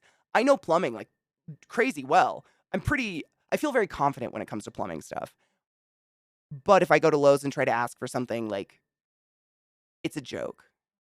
Or Home Depot or whatever. I'm a contractor, 20-year HVAC tech. I deal with women or men because at the end of the day, money is money. And that was the majority of people I ever had to deal with. The majority of people were not chauvinistic pigs. But the ones that were really fucking stood out. Holy shit. I not only can rebuild electronics, reload cartridges, but I can hand sew my own clothes. I can hand sew my own clothes, and I like makeup. Those people can fuck themselves. Agreed. Yeah. Like, same. I love to build stuff. I've been patching up my house. I do almost all the handiwork around the house because I like to. I like to do it. I worked at Lowe's for a very long time, so I feel like I have a skill set from just working there and, like, learning stuff. But I also really like makeup and have a pussy. And I choose my pronouns are she, he. Why do I always say that? She, her. Like, I don't think that those two things equate, though, on any level at all. What's the Parks and Rec scene in a hardware store? Can I help you? Are you working on a project? And Ron's just like, I know more than you. Yes, he's literally at Lowe's. They call it something else, but I'm not shitting you. The vest, everything that the employee is wearing is Lowe's. Like, they just put another name over it. I love that scene so much. The employee walks up all happy. Hey there, can I help you with your project, sir? I know more than you. Oh, such a fucking good scene. I love that part. I definitely don't let people treat people poorly because they don't look pale or male like myself. That's bullshit. And I don't think any of us would. But there's a few out there and they just stick out hard. Good, and I'll call out and refuse to patronize any business who engages in discriminatory practice. And the general fear of being named and shamed straightens out most places, up here anyhow. I agree hard. Like, the only way we can speak is with our money, right? Where we put our money. If you buy stuff from, like, a company that has terrible standards like that or whatever, you're essentially supporting them to do it more. Hello, LZT, how are you, love? We're about to get boyfriends. I was just moving my screens around so I can see chat while we make boyfriends. We got a new weapon at the end of stream yesterday, and I'm real stoked to try it out. It looks like a lightsaber, but I think it's actually like a fire sword or something. I don't know, but I really want to play with it. I almost tore some asshole apart in the Dollarama once for tripping balls on a dollar store employee over like $2. I don't, like, I think we've talked about this before and we all kind of agree, like, one of the biggest red flags in terms of just like, do I want to be involved with this person romantically or any relationship at all, is if you treat clerks, wait staff, etc. like shit. Right? Like, that is a big wow for me. I don't want nothing to do with you. Like, I'm not going to fix you, and I don't want to be guilty by association. Like, get the fuck away from me. I have nothing to do. They act like they've never worked a job before. Or maybe they never have fucking worked a job before, and it just shows real bad. Like, here's a 20. Fuck off and don't come back. In front of his daughter, who was maybe 5. Oh my god, that's sad. Oh, that's disgusting. I worked in a grocery store-related profession for many years. I treated them like gold. I know their pain. Same. And that's what I mean. I'm like, that's why I think sometimes, like, Zach is very, like, matter-of-fact, very direct when he's on the phone, and I am, like, overly sweet because I know these people probably get yelled at and screamed at and treated like shit on a daily basis, and they have no power. They're literally the in-between person just trying to get you your whatever. So I'm never mean to them. I am, like, overly nice because I know what they've gone through. Who hasn't worked at a telemarketer center at one point in their life? It's straight hell. It's just like being dipped in lava naked with herpes on your nose. I don't know. It's the worst thing in the world. Like, I think subconsciously my goal is, like, I want to make their day a little bit better. I don't even want to leave them neutral. I want to leave them with a laugh or something. So the next asshole that screams their ear off doesn't affect them as badly because I don't think anyone deserves that. There's too many people in the chain of command these days. Like, it's not fair. Agreed. I refuse to leave negative reviews unless it's something egregious. Same. Because I know their managers ride them over reviews. Why didn't this person leave 5 stars? Yes, Oh, where was I? I went somewhere. I was shopping somewhere, and you know when you like get groceries or something, they'll hand you a receipt and be like, if you fill out this little survey at the bottom. I was somewhere and they said if you fill it out and if anyone fills out a review, the receipt thing, and it's not a 5-star review, it doesn't even get sent, it gets trashed. The code in the system trashes all of them. So unless it's a 5-star review, it doesn't count, it gets trashed. And so the like management only sees the 5 stars. So if there's one 5-star review, they assume nobody told anyone about the thing on the receipt and everybody gets punished. It's fucking weird. Hail Satan. Here's a free one. Sorry. Okay. Category. Boyfriends. Yeah, it's like I don't know if it's going to be a gun or something. I don't know, but I really want to play with the new weapon. Even though that dude his name was Seven. And he's a K-pop star, but like super boring. I don't know. We'll see. We'll see. He's cute. That was it. Once he opened his mouth, it wasn't great. I always start a complaint call with, can you pretend you're hearing this in a screaming and angry voice, but you don't deserve that, so I'll try to remain calm. Oh, I love that so much. Can I use that? I love that so much. That's such a nice way to put it. Because they understand it. Everybody's human. Like, they understand why you're angry. In Loznay! Hail Satan! Whenever I see a customer drop trash on the ground on purpose whilst doing an inventory, I'll say, excuse me, sir, miss, you dropped this. Oh, I love that so much. I love when they put it back on the ground. Oh, again, because I just stare into their soul and say, they put it on the ground again? What? Shut up. Ike Wolf, hair! Thank you so much for subbing to the class, keeping the classy alive and giving it names swings for 70 fucking months. Holy shit, since before Prime was even thought of. With that Prime sub, don't forget your Prime subs, motherfuckers. My hands are so cold, sorry. I'm very bundled. We're getting a lot of snow and it's really cold outside. Brr! As a customer service phone rep, I appreciate this. Same, like, and I worked in a telemarketer center too. I think a lot of people have worked one at one point in their life. Like, it's such a breath of fresh air because you get anxious before every single call. And when you answer the call, because you never know if it's going to be someone that's going to rip your head off or be a reasonable person. And that anxiety is relieved the moment you know the person on the other line is a reasonable human being who gets it. You know, like they're doing their best. They're just trying to get a fucking paycheck, for fuck's sake. What more can they do? They're trying. It's no excuse to treat a human being like shit. Ever. Thank you, Spence. I hope your week is going wonderfully. We're getting slammed with snow after having a week of like beautiful 60-degree weather. So I'm really cold and my space heater died and I'm just dying. But we're gonna make boyfriends. So there's that. Yeah. We got a new weapon, actually. I'm excited to use the weapon. I hope it's good. Yeah, I mean, it's crazy that it just came out of nowhere. I've gotten into arguments with family members about the amount they tip. Like, even if something is slow, it's probably not the server's fault. Oh, I hate it. Dude, no shit, Masha. My sister and I have, like, we'll go out to dinner or something with my mom, and my mom always pays. She's our mom. She insists. But regardless of what dinner costs, how great the service was, she tips $5. And my sister and I, every single time we go out to dinner with my mom, we're like, Mom, you should probably go to the bathroom before we take off. Like, just go pee or something, wash your hands. And we always slide cash on the receipt and then don't let her see it, and we run away. And she's not making a statement with it. It's because in her antiquated, like, 1975 view, that's a big tip. And it drives me crazy. Most of these people are making $4 an hour, if that, for fuck's sake. Oh, what are you doing? If you can't afford to tip, you can't afford to go out. That's my personal opinion. But that's just me. I'm cheersing with you. I gotta repack my bowl a little bit.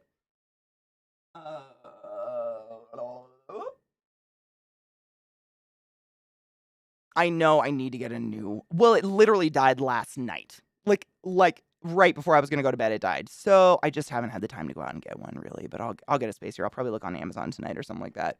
Because E-Code. I actually really dig the music in this game. It's not bad, right?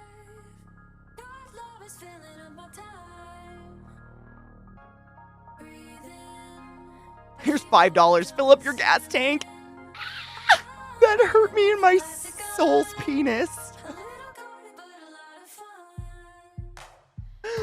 I've seen people go ham over tipping as a cock showing contest and like, I guess. I mean, if it gets them a bigger tip, sure. Well, exactly, David. Like, the ultimate goal is eliminate this fucking tip culture and pay servers a living wage. But they don't even pay anyone else a living wage yet. Like, we got to get servers up to minimum wage first. Literally, I don't know if you knew this, but in the States, in some states in America, there's a law called oh God, it's got a name. I can't remember what it is. But essentially, if you work in an industry where tipping is a culture, like in the restaurant industry, being a waitress, your employer's allowed to pay you $2.50 an hour, assuming you're making up the difference in tips.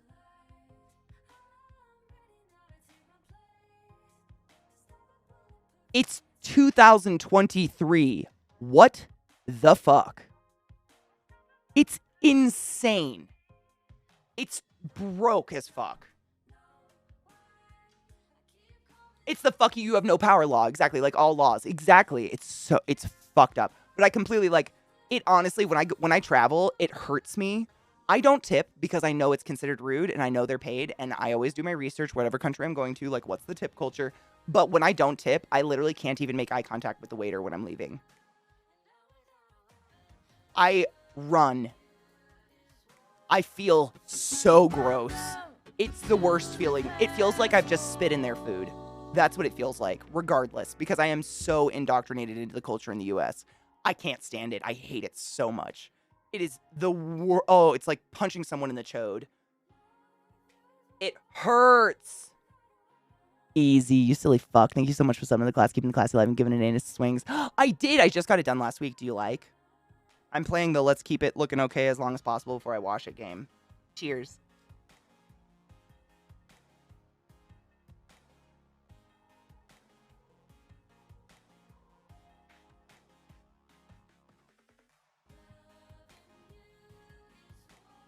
I've heard that people like will get offended if you tip. And I try not to be a tourist when I'm a tourist. Like, I try to just blend in as much as possible. I try not to stick out. I try not to just be that American. You know what I mean? I just go with the flow because I'm here to experience the culture. I'm not here to experience what people think of Americans. And it's just like, I feel like a jerk. It makes me feel like a fucking jerk. I'm going to load a bowl before we jump into this real quick, just so I'm ready. That being said, please tip me, right? I mean, I definitely have in some countries, like where it's very, very well known to not be disrespectful, something. And usually when you tip, most countries are like, oh, you must be American. And I try not to advertise that because y'all don't act like you like us very much. The hair color helps with blending in, trust. Well, I mean, physically, I'm never going to blend in. I'm a 6 foot tall woman with the ass the size of Texas. So, like, you know, even if I have brown hair, I'm standing out. But in my actions, I try not to be the sore thumb, you know?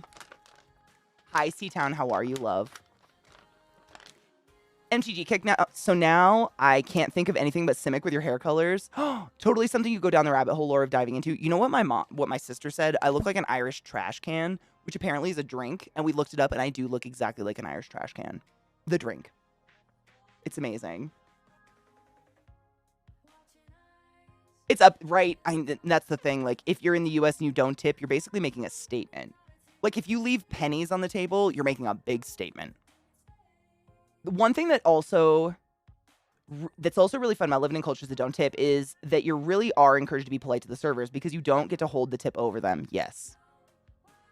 And I bet your servers are like, you know, I feel like in the US, servers sometimes are either like dumb friendly, like they don't leave you alone every bite of your food. They're at the end of the table like, do you like it? How's it going? Do you need anything?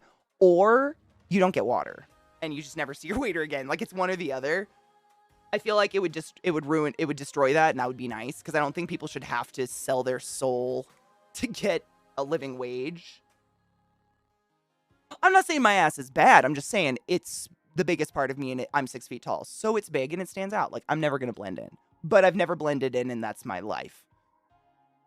I managed a 24-hour day restaurant for a company in 1990. The servers made $213 an hour plus tips. Fucking disgusting. Right? It's up to a whole $250 now, bitch. Watch the fuck out. Yeah, we still got pennies. It's literally if you don't tip and you leave pennies on a table, you're essentially telling the server they did the worst job they possibly could and you're never coming back. It's like a silent thing. I used to be a server. There's a lot of weird shit like that. I don't want to either. I hate lording shit like that. And I don't want someone to feel like they need to metaphorically lick my balls to get me to tip. Like, if you just deliver my food the way I ordered it and you're relatively kind, you're going to get a tip out of me. I tip 20% regardless. You know?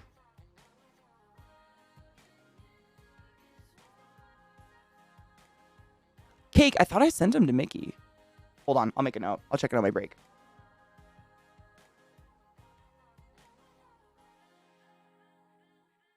I'll check my messages on my break. It might have been my bad in Discord. I might have not hit send. Curves are gorgeous. Curves are amazing, but they do tend to stand out. Like, Heroin Chic is coming back, which is really weird. I don't understand why. Like, let's not starve ourselves for an ideal of anything. Like, just enjoy what you got. Can it move? Good. Absolutely. Cake, my love. Abso-fucking-lutely.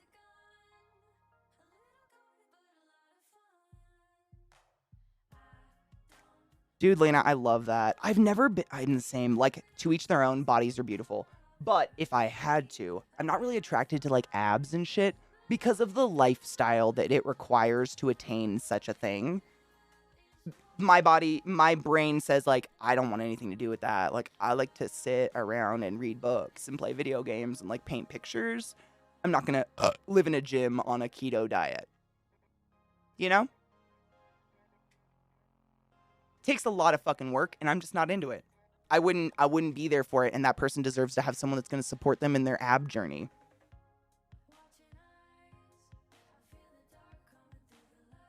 Same. And I mean, I'm not shaming anyone's goals. If your life goals are to have abs, good. Like, do your fucking goals. But I don't want to be, like, faking to be impressed by, like, this thing that when I'm like, meh, okay.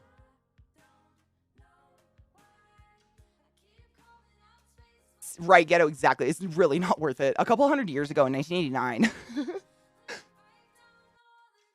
We're all 69 here. Go fuck yourselves. I got a cocktail waitress job that paid $3 an hour plus tips, and I was geeked because that was almost $1 more an hour than everywhere else. Dude, so my mom told me this. This is similar. My mom got her first respiratory therapy job in 1975. Her first respiratory therapy job, so a nurse. And she was making